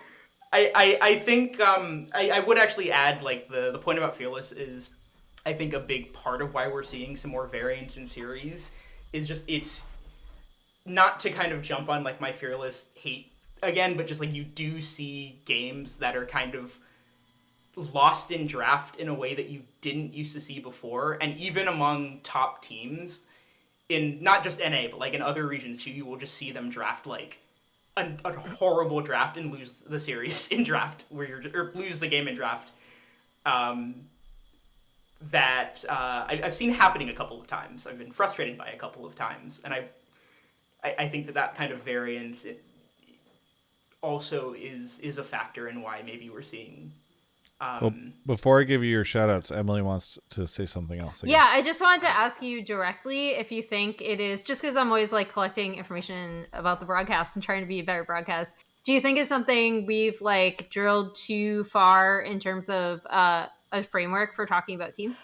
No. I think as like a narrative, okay. it's a accurate narrative. I mean, like I think you were saying earlier, kind of like with broadcast narratives, you're maybe aiming for like 80% accuracy, 20% like hype to get people invested. And I mean, like I would rather kind of beat the everyone is an underdog drum, so like you get an upset and it's a bigger deal, than have like, well, actually these teams are kind of close together, and then like an upset happens and you're kind of, no one reacts to it like it's a hype moment. So this is not like a criticism of the broadcast take. This is just sort of like a responding, I guess, kind of to community discussions take. Okay, cool. I just wanted to check. I didn't take it as that, but I'm always like definitely want to know if like the community feels like we're not accurately representing the league or something like that. No. I'm a perennial fan of the broadcast. I think it's only gotten better in the past couple of years. Oh, thank you. Yami, what would you like to shout out here at the end? Like to shout out my friend Happy Blue Guy. We always have a good time sitting on a Discord call watching the league, which we did last weekend. I don't have any shout. Emily, you were wearing a nice pin on Sunday. So I guess shout out to that pin. I mean, that's because I'm pansexual. In case anyone doesn't know, I don't mind saying it. I've said it publicly on broadcast. I don't think I knew that, but yeah. Queer, like Zemelci was saying earlier, queer rights are human rights. And yeah, I'm happy to see that shout out happening. Some people are not brave enough to do that. I'm not very brave either, to be quite honest. But yeah, thank you. Thanks so much, Yami, and we'll catch you next time. Thanks. It's nice to hear people give you such nice shout outs and support you for your support, Emily. I know, that is so nice. Yeah. That is why, though, I've actually said that like on Pride Day, like on broadcast, I think at least twice. No one watches waiting. Cubby, do we have 2 callers left or 1? We have 2. So Okay, we have great. A special guest for our next caller. Okay. Is it Chronicler? No, close though. Chronicler, I think, went to sleep. I think you say close, but they're kind of like the opposite. Well, I think he was waking on up, the opposite right? ends of the world. Assume. All right. right, we'll just drag him in to find out who our next caller is. Jamada is here. Jamada, where are you calling from? Woo! Good evening, London, England. London, England. What would you like to talk about on the show? To spite and alienate your audience, the LPL, because I love Cubby and Emily. My take is that the LPL is the most contested at the top of the table that it's probably been, in at least 3 years. And that as of right now, at least for Spring Split, there are about 5 teams that could reasonably win Spring just because of how flip-floppy the top 5 teams are. At a minimum, you could even argue weird. I wouldn't say WE could win, but they could. I was going to ask you that. Weird. That's the first thing I was going to ask. They could do some really, really weird stuff. And Monkey is going to pop off. He's going to destroy everybody. You know, they're weird as hell. And then the final part is that even though HLE and Gen G, I think, undeniably look like the best 2 teams in the world, I have this weird feeling that this year is going to be the year that LPL win. Like, not on a real cope thing, just that when I think about the last 3 years of World's League of Legends, has the favorite won once? They just don't. So I have a sneaking suspicion that the LPL be the ones to sneak the trophy. And as a easy pathway to achieve that, Gen G and HLE will cannibalize each other in a semifinals. They will get drawn onto the same side of the tree at that tournament. But yeah, it's not so much a hot take per se. The competition part in the LPL, the top side. I just wanted to give an excuse for you guys to talk about the LPL on the show because Emily's here. Let's go. All right, Emily. I'm shocked. I feel like you're the only reason that Travis even pulled this take. I don't pull the takes. I Cubby pulled it. pulled this shit. Cubby actually managed to sneak it in there because there was someone else who was asking me earlier in chat. Let me scroll up just so I can. He literally didn't put Jamada in the waiting room, just I think to try to truly sneak this in. Yeah, that was 100% it. Definitely not that Jamada had other responsibilities and is very it's I wasn't being busy or anything. Nope. It's like, what time is it over there? 4:37 a.m. Yeah, I was gonna say it's like really early in the morning. Pacemaker in chat asked, "Is our team WE a decent team, or are we being baited? I cannot tell because they have vampires." We're definitely being baited. So shout out to Pacemaker for asking Vampire that has been so good. Kicking off the night well, Vampire's been so good, he can be bad, and I have to at least wait one series to start flaming him again. That's how good Vampire's been of late. It's crazy. Yeah. It's, shout out Aragon for randomly dipping his, basically his entire... He said 2 years. It's like such a key part of like every time I think about him now, like Team W. Yeah, like I think about Team WE, I think about Vampire, and then I think about Aragon because I think about Eris winning entire credentials into it. Yeah. So God. I would love to get from you guys kind of cut out top esports and AL. Let's just say, in a boring world, they are just your guaranteed top two. What does your top 4 after that look like? So effectively the top 6 after that. Where would you? And I want I don't want to take up too much time because it is a lot of teams to talk about. But who would you place, comfortably 3rd, 4th, and then who do you think misses out 3rd, 4th, probably goes 5th, 6th out of our top 7? I mean, hell, maybe even FPX sneak that like top 6 away from the bottom end, right? Oh dear Lord. They were having a time for a little while. I am still sad that because so this is gonna kick off another conversation that's like only tangentially related, but I did want to bring this up just because Raz and I were talking about it. Because shout out to Raz, when I was first getting into the LPL in like 2014, 2015, Raz was the only person who was watching LDL. And we were actually having a big discussion because he's been wanting to get back into like LDL watching.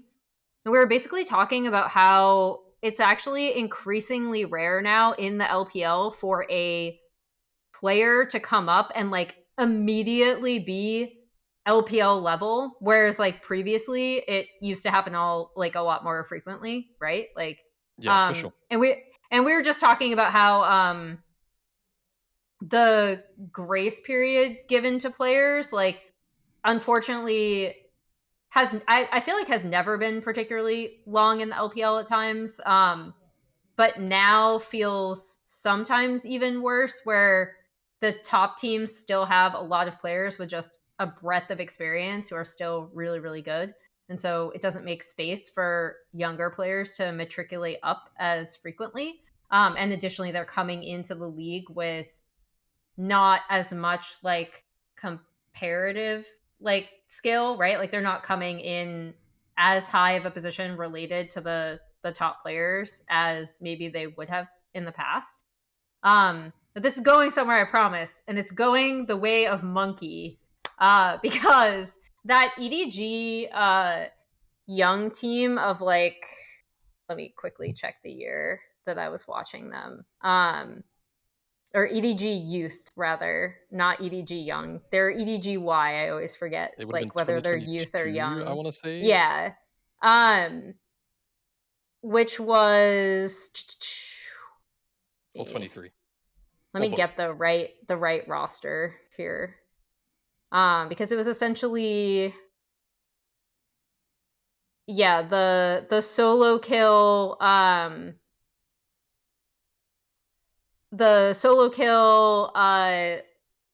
leave Xiaomu Vampire was in the mix there later when they were in NES, when I saw them in NEST 2023. So like 2022, 2023 year, right, Jamada? And I was like, oh man, like this team has some really cool like creative players coming up, right? And then we all saw what happened when they got to EDG in 2024. And it really, really didn't work, right? To the point where that team was like a complete and utter disaster. But I do think one of the cool things that we've seen, I mean, last night's series was like insane, but I have really enjoyed watching Monkey lately. And I hope that like LPL players of the past, he can kind of continue to improve, because I think the LPL is in kind of this weird situation that the LCK is also in, where you have like a lot of veteran players who are still filling out rosters, and there's kind of a stopper almost to younger players coming in, and also they're coming in at such a disadvantage now that the game has just evolved and players have so much more experience, etc. Anyway, no one cares about this. I just wanted to shout out because obviously Team W are coming off that series from last night, and they have like completely transformed recently their future in that group, kind of, right? So that's been really, really cool to see. I would say like I'm always pulling for BLG to make international competition, just because they Ignite are still so have good. still have two of the best solo laners in the world. They're so right? good. And I don't believe in Beishuan. I'm sorry. Maybe he can convince me otherwise, but thus far he has not. Nope. But I am always rooting for them, just because it is a tragedy to me when players that good are missing international competition. I still, and me and Linda have talked about this privately, where we're just like, oh god, like TES are gonna make another one, like and then also Weibo are gonna make like somehow Weibo, even though like I hate to rag on my boy Tien, because I love Tien. For anyone that doesn't know, I love Tien. I know that a lot of people think he's a choker, etc., etc. I agree with some of that narrative. But he's someone that I'm always rooting for. And I don't think, because I remember like it was 2 years ago now that you and I were ranting for like an hour about WE, while Mao was just sitting there being like, what is going on? Like Mao and Goldberg are just like, are they okay? Yeah. So I don't think this team is like that level of like frustration. No, it's not. At all. Like nothing comes close to that Weibo team making it, right? But I just have lost any sort of faith that this team would be able to be that unexpected team to be able to knock out like a top Korean team. Like if they do represent LPL, I can't see it happening. Yeah. I think just to very quickly butt in there on the very specific point of them with Weibo, I think the biggest problem is just the fact that like Hung just, I don't know what happened to him this year. I'm so sad, man. Like I feel, I don't know, like, because I actually started to get really big on Hung throughout all of this year. Erha, however, has been pretty good. Yeah. So I'm really looking forward to seeing his like general development. Because I also feel like Light has been someone narratively who's been slept on a lot. Anyway, weirdly, Weibo could do the Weibo thing, and that kind of scares me. But we'll kind of have to see. Sorry to. So to answer like the original question, which is who would you rank after AL and TES? Yeah. I go JDG and then actually Weibo. Well, I know they just dropped a BLG, and BLG have the solo laners that are been in night are ridiculous, but I'm a fan of Erha, and I feel like with him joining recently, there is some potential for them to actually like have have more growth than a BLG roster, which I'm just not sold that Beishuan can actually like rep a team that can do damage at an international event, even if their solo laners are Bin and Knight. Also, Jamada, like, so the original take was that this might be the year that LPL takes one. I feel like this is the year, and I think I pinged you this, that I feel like LPL does not win a series against LCK and just like get wiped Ooh. at Worlds. So you guys have the opposite take. Yes, I think that the LCK, I know that like there's, you know, the third and fourth teams that we were expected to see from that region may not be as strong as HLA and Gen G right now, but I don't see a Worlds like at the moment where either of like, I think that maybe you could get, I actually really like AL's matchup against Damwon, just because I feel like Lucid's been a lot better, but I like like, I feel like that's the one where I have the most faith in actually having an LPL team win. But I have a lot more faith in LCK. I think that just with Fearless Draft being introduced, it introduces so many more variables.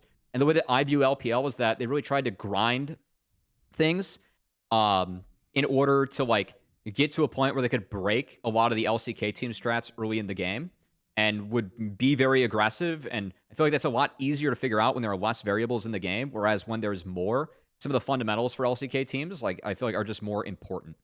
That end up like really shining through. I feel like AL is the team that for me, like have at times shown the best fundamentals, but I still think that LCK is probably going to be, like the region to beat at this Worlds. I think that if LPL win Worlds, it'd be a very big surprise. My only counter. Yeah, I was gonna say my only counterpoint to that, because I fall actually, like, in all seriousness, I'm not trying to play both sides. I actually fall in the middle of this take where I think the LCK teams are favored, but maybe not as heavily favored as Cubby thinks they are. An interesting counterpoint to this is I am really curious to see how a lot of these junglers develop on the patch, because I don't think it's necessarily true of all LPL junglers, but I do still think that outside of a few specific LCK junglers that I'm thinking of, This patch was great for TN. right? Like Yeah. you have a lot of junglers in the LPL who are really willing to go for some more creative pathing, or do the like, I'm going to go 3 camps and gank, and I'm going to go 3 camps and gank, right? That kind of thing. Like I mean, it's not MLXG style, but I do think it's not crazy to say that he did help develop the way that a lot of LPL junglers did look at the position, even if I don't think all of them play that style. And so I am curious to see LPL teams further evolve on this patch, because I do think you will have a lot of junglers who might be a little bit more willing to take some of those risks. For Worlds predictions, I always hate making them this early, because inevitably Riot always changes the meta very drastically before major international competitions. And I'm not using this to wash away TES's absolute stinker of a performance at First Stand. I think they were awful. I don't think it was solely because of the patch.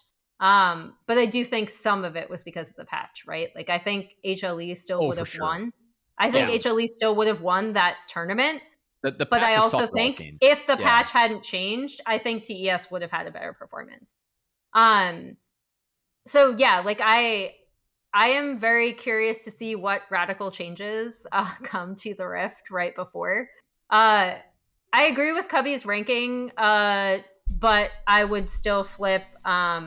Like, I would go JDG, and then I would still flip BLG and Weibo. Like, I'd put BLG and then Weibo, even though, like I said previously, I don't believe in Beishuan. Can I just also say, as like getting up on my soapbox and being really sad about something, I'm so sad that NIP did not do well, because I love Doinby so much.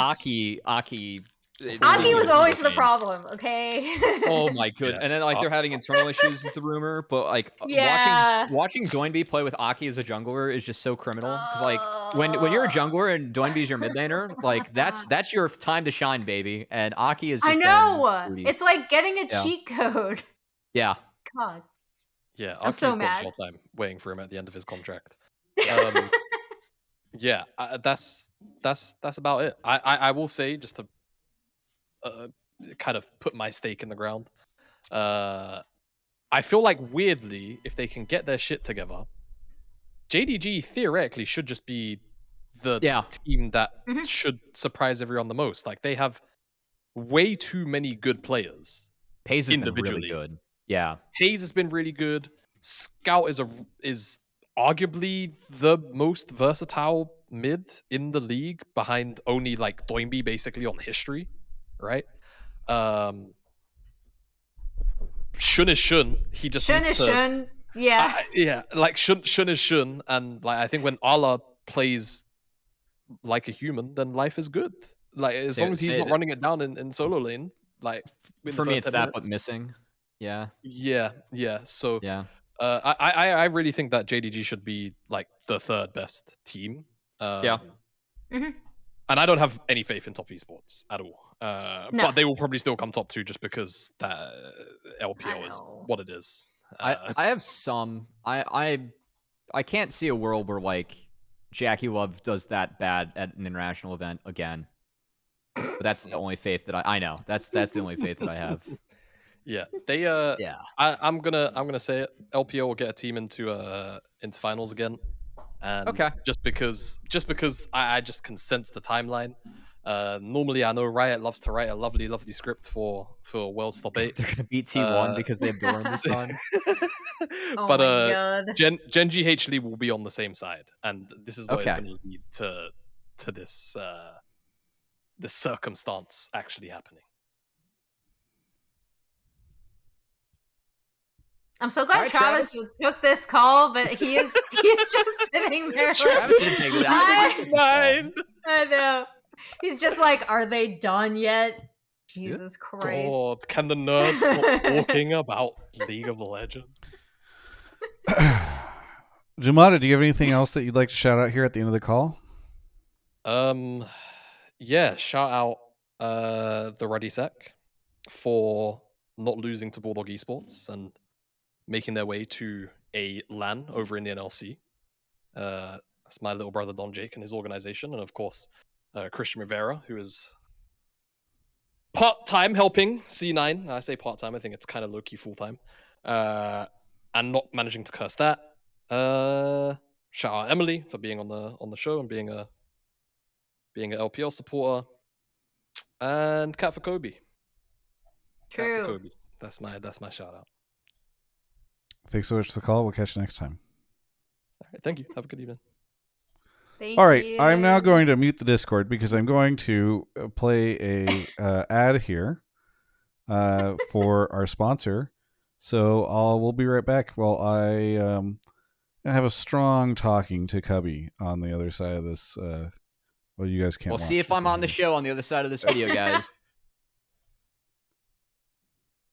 This video is brought to you by PrizePicks, the best place to win cash while watching your favorite esports or sports. So I'm going to show you right now how this works on the app. It's super easy to use. So maybe I like Jojo Pyun at more than 9.5 deaths over the first 3 games of his series. And maybe I believe Mickey X is going to get less than 31 assists. I'll go ahead and hit finalize lineup, where it'll show me that if both these things end up coming true and I play an entry fee of, let's say, $20, I'm going to end up winning $60.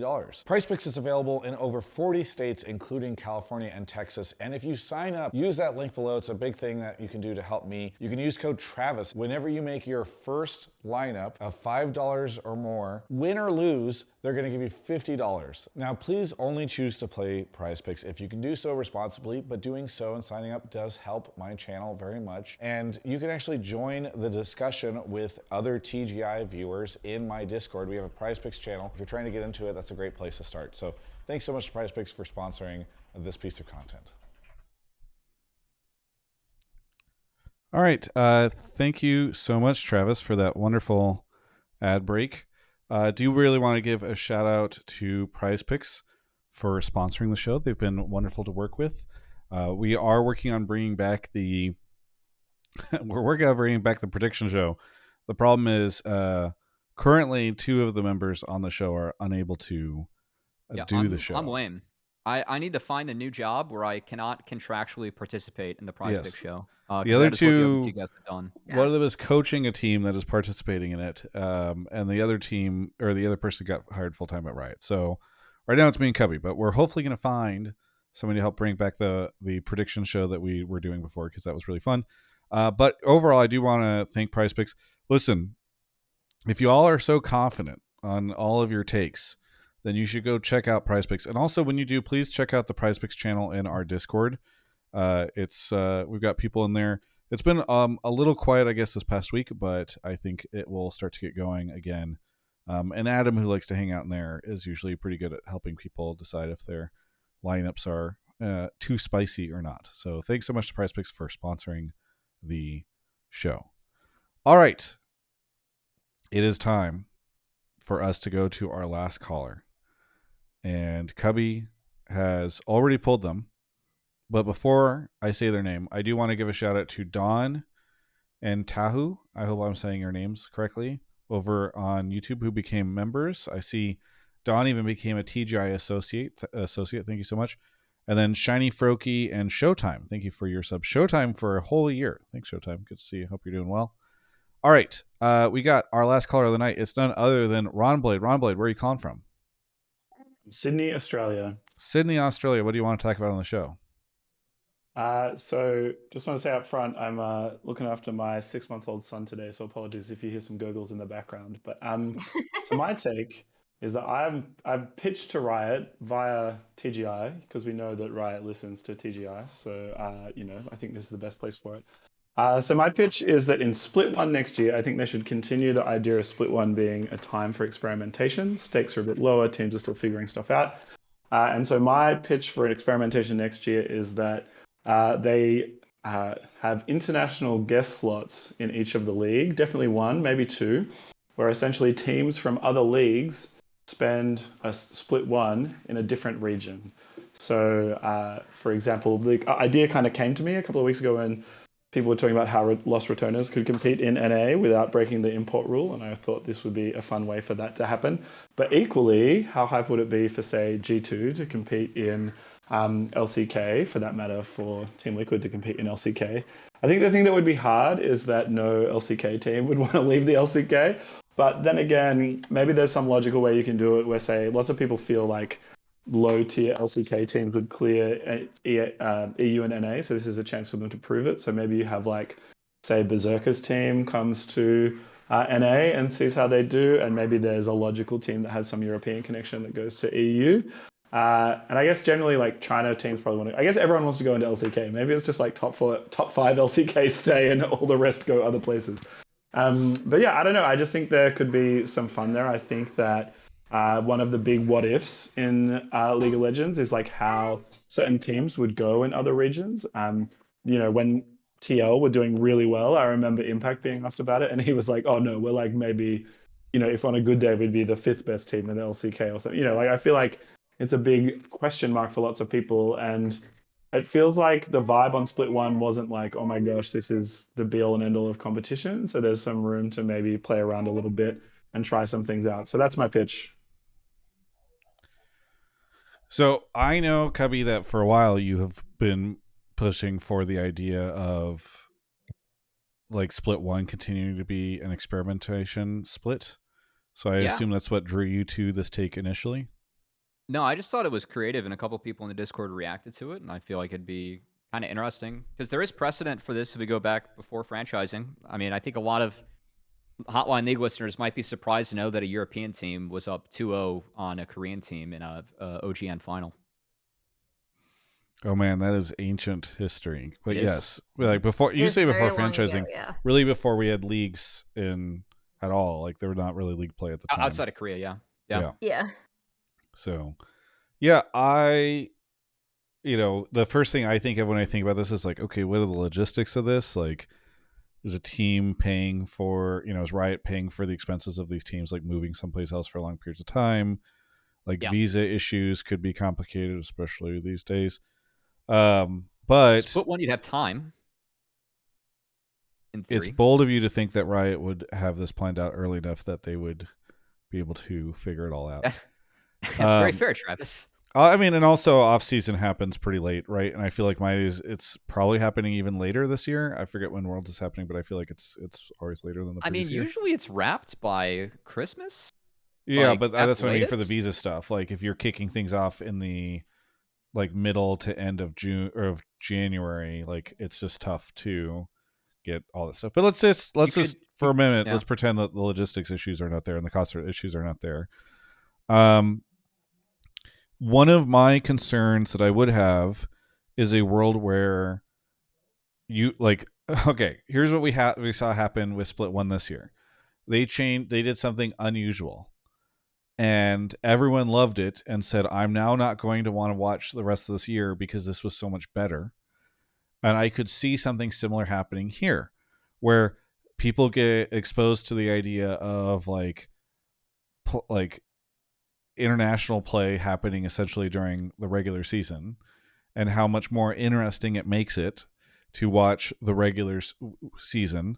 And then when you try to go back to like Split 2, Split 3, everybody goes, this is boring, I don't like this anymore, it was so much more. Does anyone else think it was so much cooler to watch LTA when G2 was a part of it, and like the rivalry between them and FlyQuest was really exciting and blah blah blah blah blah? Like that is a little bit of my concern. So if I'm right, I'm thinking through like these different things, but I don't know, maybe you guys think I'm crazy for that. I hope though Travis would be the reverse, where it's like some mid-tier LCK team comes to NA assuming they're going to run the place, and then actually they discover that the limiting factors in NA are like too much for them to overcome. They bomb out, all the and then players all of are a just raging sudden, about solo queue and ping. and then all of a sudden the vibe in the LTA is like, holy shit, we crushed this LCK team. Maybe we're actually an awesome region, and then the pride comes back. Okay, but you're risking a lot there, right? Because one, there's questions around, okay, does that team, like, let's say, because the way Split 1 works over here is you qualify to first stand going by fighting against LTA Seoul. So, you know, if we bring over some mid-tier LCK team, do they qualify to first stand using our slot? And then we truly have Americas has no representation there? Travis, that we're not gonna, the whole region is not gonna let that happen, you know. But I take your point. Sure. That's kind of the same with the Los Returnes thing, right? It's like if we allow Los Returnes to come in and then they actually do win, like how does everyone feel about that? Are they gonna, you know, I think there's definitely questions about whether the guest slot then is supported at international. I tend to play devil's advocate on the show when it comes to like Riot should do this thing, because I know their brain enough to know that that's how they work. They go, this sounds really cool, fans like it. What would be the worst case scenario? And how does this work out logistically? And then they think about that, and then they go, oh, see, this is why we couldn't do it.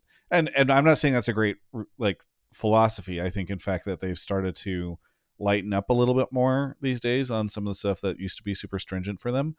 But I do think that like these are some of the logistical challenges that you would face. Is like, okay, we like what sounds cool. Yeah, having an LCK team participate for the first 6 weeks of the split over here. But what does that even look like compared to our current system? How does that work for first stand? Like, how bad is it for viewership if Americas gets no representation? What if, I mean, let's take Americas out of the way. Let's say you send an LCK team to LEC. What if LEC sends their LCK team to first stand?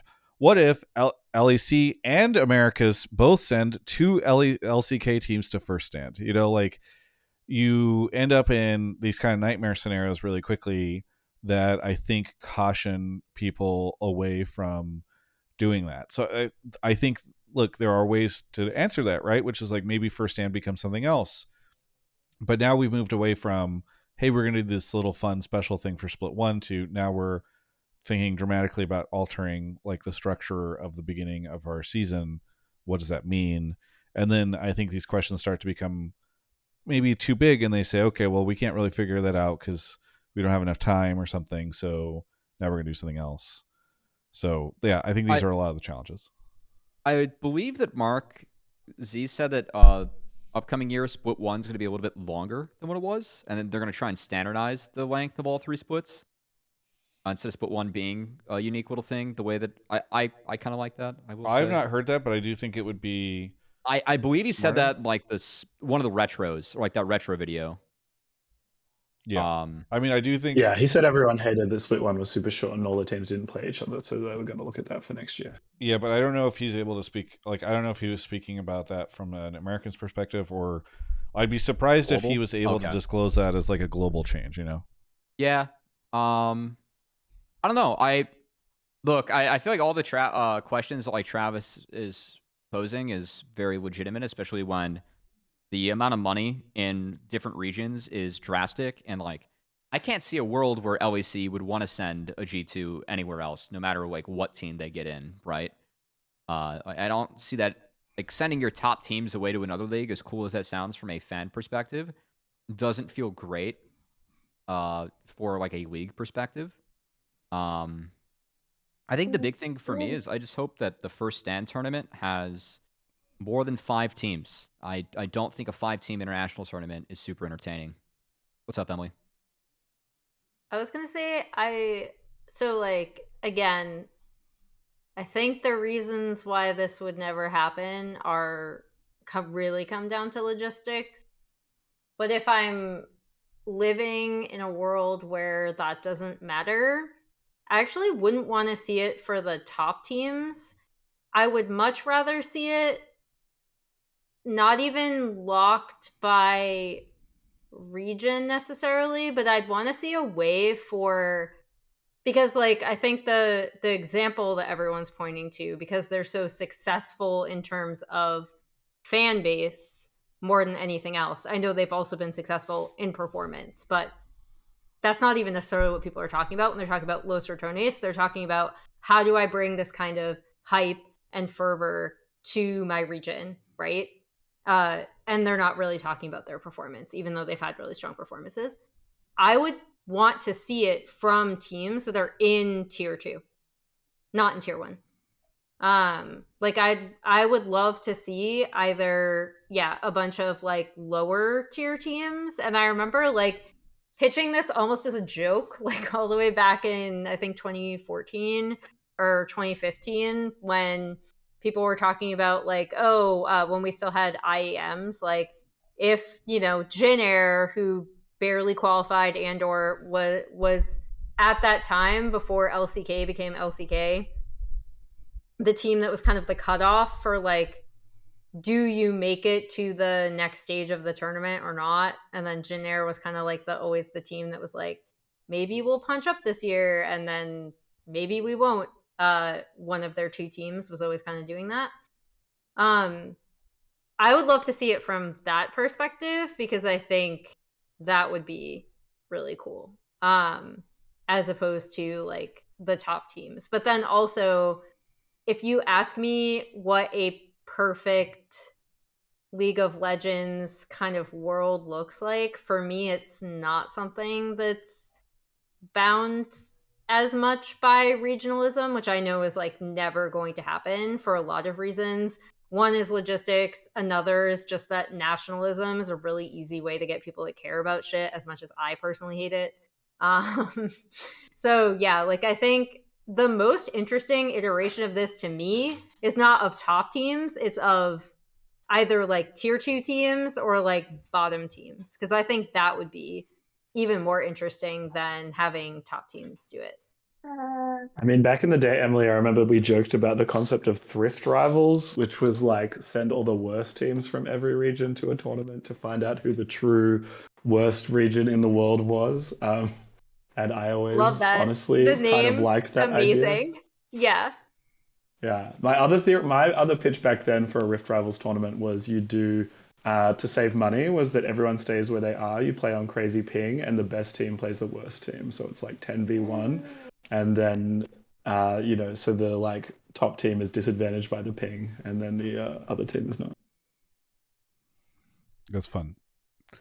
I know I know that I talked about the logistics making it very difficult, but I do like the idea of using split 1 to always be we're going to try something unusual.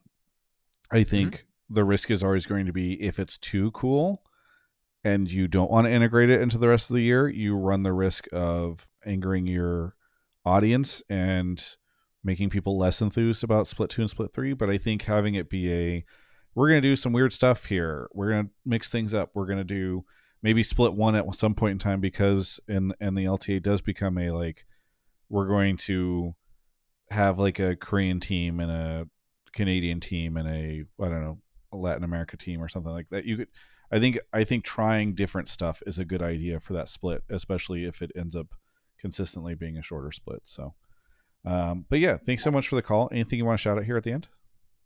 I was just going to quickly to finish say, I think it is hard because obviously there will always be a region that loses, right? Like Cubby is talking about, G2, the team, would obviously be super hyped to go compete in the LCK, but for LEC, it's obviously massive for them to lose their biggest team. Although maybe right now, when you've got Koi and K-Corp, it's like maybe the only time in LEC's history where you could afford to not have G2 viewership for a shorter split. But I do think there are like genuine competitive reasons to do it as well, in the sense that like I think just part of the reason LCK has been so dominant for so long is like the actual infrastructure of the region is just so much stronger than anywhere else. And so it would be like, I think that there is, we are kind of living in a fantasy world to think that teams from anywhere outside of LCK, LPL can win, I think, just because of like for a whole host of reasons.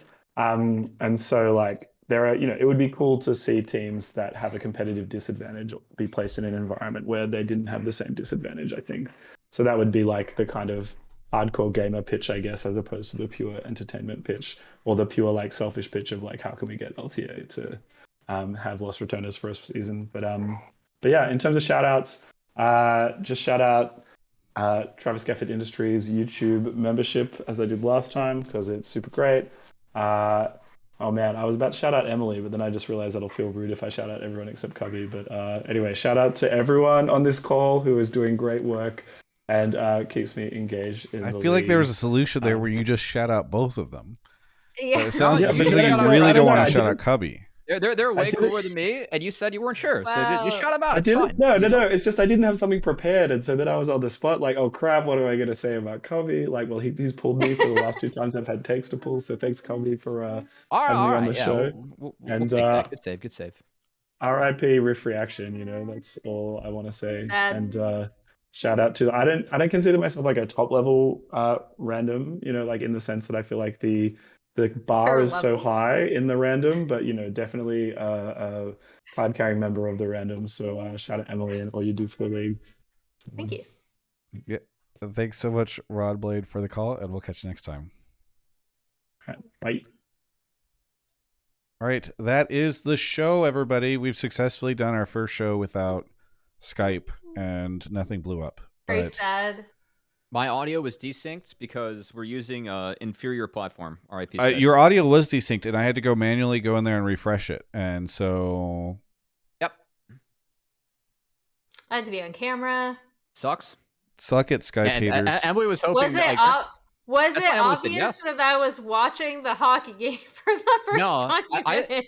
I think that's why you said yes, right? You're like, oh my god, Skype dies in May, and I can be on May 5th. Wow, and I could be I on. mean, she never and used I could be Skype, watching yeah. the Leafs Panthers game at the same time. Yeah, she never I mean, you did uses... say earlier that you don't like either team, so in a sense, I hate both teams. Sure. See, so in a sense, Emily Why actually do you just hate hates FlyQuest FlyQuest? with that.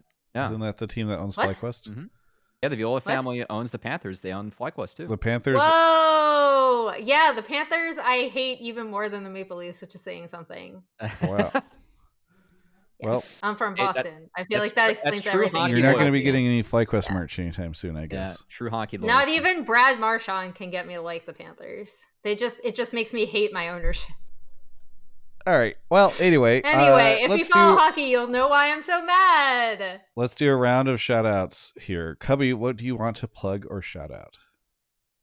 I got a busy week, so shout out to anyone that supports LPL English or NACL. I'll be on each the next 12 hours, or I guess 24 hours. Shout out to Emily and the LTA crew. And yeah, I don't really have too much. Shout out to you, Travis. Shout out to our sponsors. And everyone, remember Mother's Day this upcoming weekend. So Mother's Day is um, this weekend? Yeah, this upcoming weekend, it Yeah. is Mother's Day. This is your reminder. I am on I top thought of it my was game. later. You better be too. So Nope. Oh, if okay. I gotta figure that out.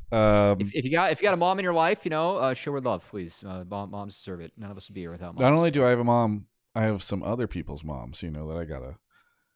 Oh, all right, Travis. Nice.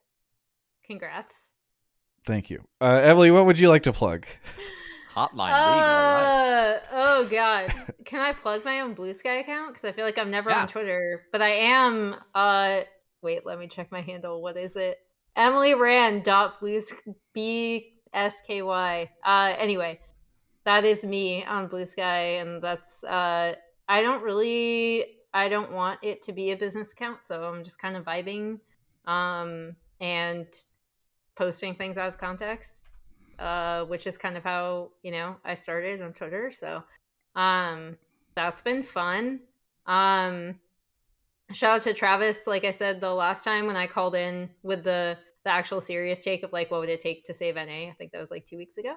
I think it's really cool that the show still exists, and like I'm really glad that it exists, and the fact that it's been going on so long I think is super impressive. And then shout out to Cubby for pulling double duty for NACL and LPL English. I obviously watch LPL English a lot more than I watch NACL. I'm sorry. But yeah, like shout out to all of you guys and everything you do. And then from the bottom of my heart, shout out to Patrice Bergeron. We're really missing him, and we have for years. And I'm quite sad about it still. So yeah, that's where I'm at. Thank you for having me. For me, I do want to shout out. There was a really nice video that was played on the broadcast this past weekend about Shushei, who passed away, former league champion, and just like a figure that I remember a lot from the beginning of my career and watching League of Legends and all that stuff. So I thought that piece was really well done, and it was cool that that piece was crafted and all that stuff. So I'll just shout out to everybody who worked on that. It was nice to see. Other than that, I would just like to shout out, I'll shout out my Blue Sky, because I also am just trying to treat Blue Sky like it's a chill little place and posting random stuff there. So I'm just Travis Gafford on Blue Sky, but you can go follow me there. And I will look. I know everybody's like, Blue Sky is the woke platform or whatever. Like, no, it's a platform where I don't get fucking spammed by bots constantly. Like, that's something that's been really nice to me about There's no inappropriate content. I am so thankful for that. Literally. Have you talked to Raz about his recent Twitter experiences? Because if not, you should. Did he get banned for that tweet? Where I'll just leave it at that. Just talk to him about it. Okay, he has some stories. I did see his tweet about the message he got that he sent out. The picture. Yes, he tweeted about that. People wonder why I don't have open DMs, man. Yeah, but it's been good. This is a true story. A couple of weeks ago, I was on Twitter, and I saw an ad for a lovely woman who was talking about how she was in LA or for only for like a week, and that people could book time with her. And I rapidly realized just what the wild things you can just advertise on Twitter now. So I would just say I'm kind of enjoying the more clean experience of Blue Sky. Can I just share one that I thought was like unhinged in a funny way? Yeah. I did see crab racing, but the advertisement was not for the crab racing itself. It was for betting on crab racing. Oh my god. It was amazing. I was like, wow. One of my favorite bar experiences is Chicago. There's a place that does turtle racing. And it's there's one in Lincoln. Yeah. I've never been, but there's one in Lincoln. This place, it was all you can drink for 4 hours for like $35. They give you crappy pizza, and then they don't race the turtles until like the last hour and 30 minutes. So everyone is just feeling it, and like you can stand on like the booths and everything, and you just race the turtles. Yeah, it was That was my last night out in Chicago before I moved out here, and that was the way to do it. That would someone in Amazing. chat knows it. Someone in chat knows the place. Shout out to Rook322. You are correct. Nice. That place rocks. You are cultured if you've been there. Oh. Well, this show's been a weird one. Either way, thanks everyone for. It's been fun. It's been fun. Didn't you have fun, Travis? Except for that like half hour that you checked out while we were talking about LPL. I had fun. Yeah, I was trying to lean my chair back to be dramatic, and then I spilled water onto like ice water onto my crotch. So it At was least it wasn't your computer. not the NZXT PC, and not on the magic cards that I have over here. So it was the best place for it to spill. But yeah, that was a moment of the show. Anyway, hey, we're gonna be back next week. We'll talk to y'all then. Bye.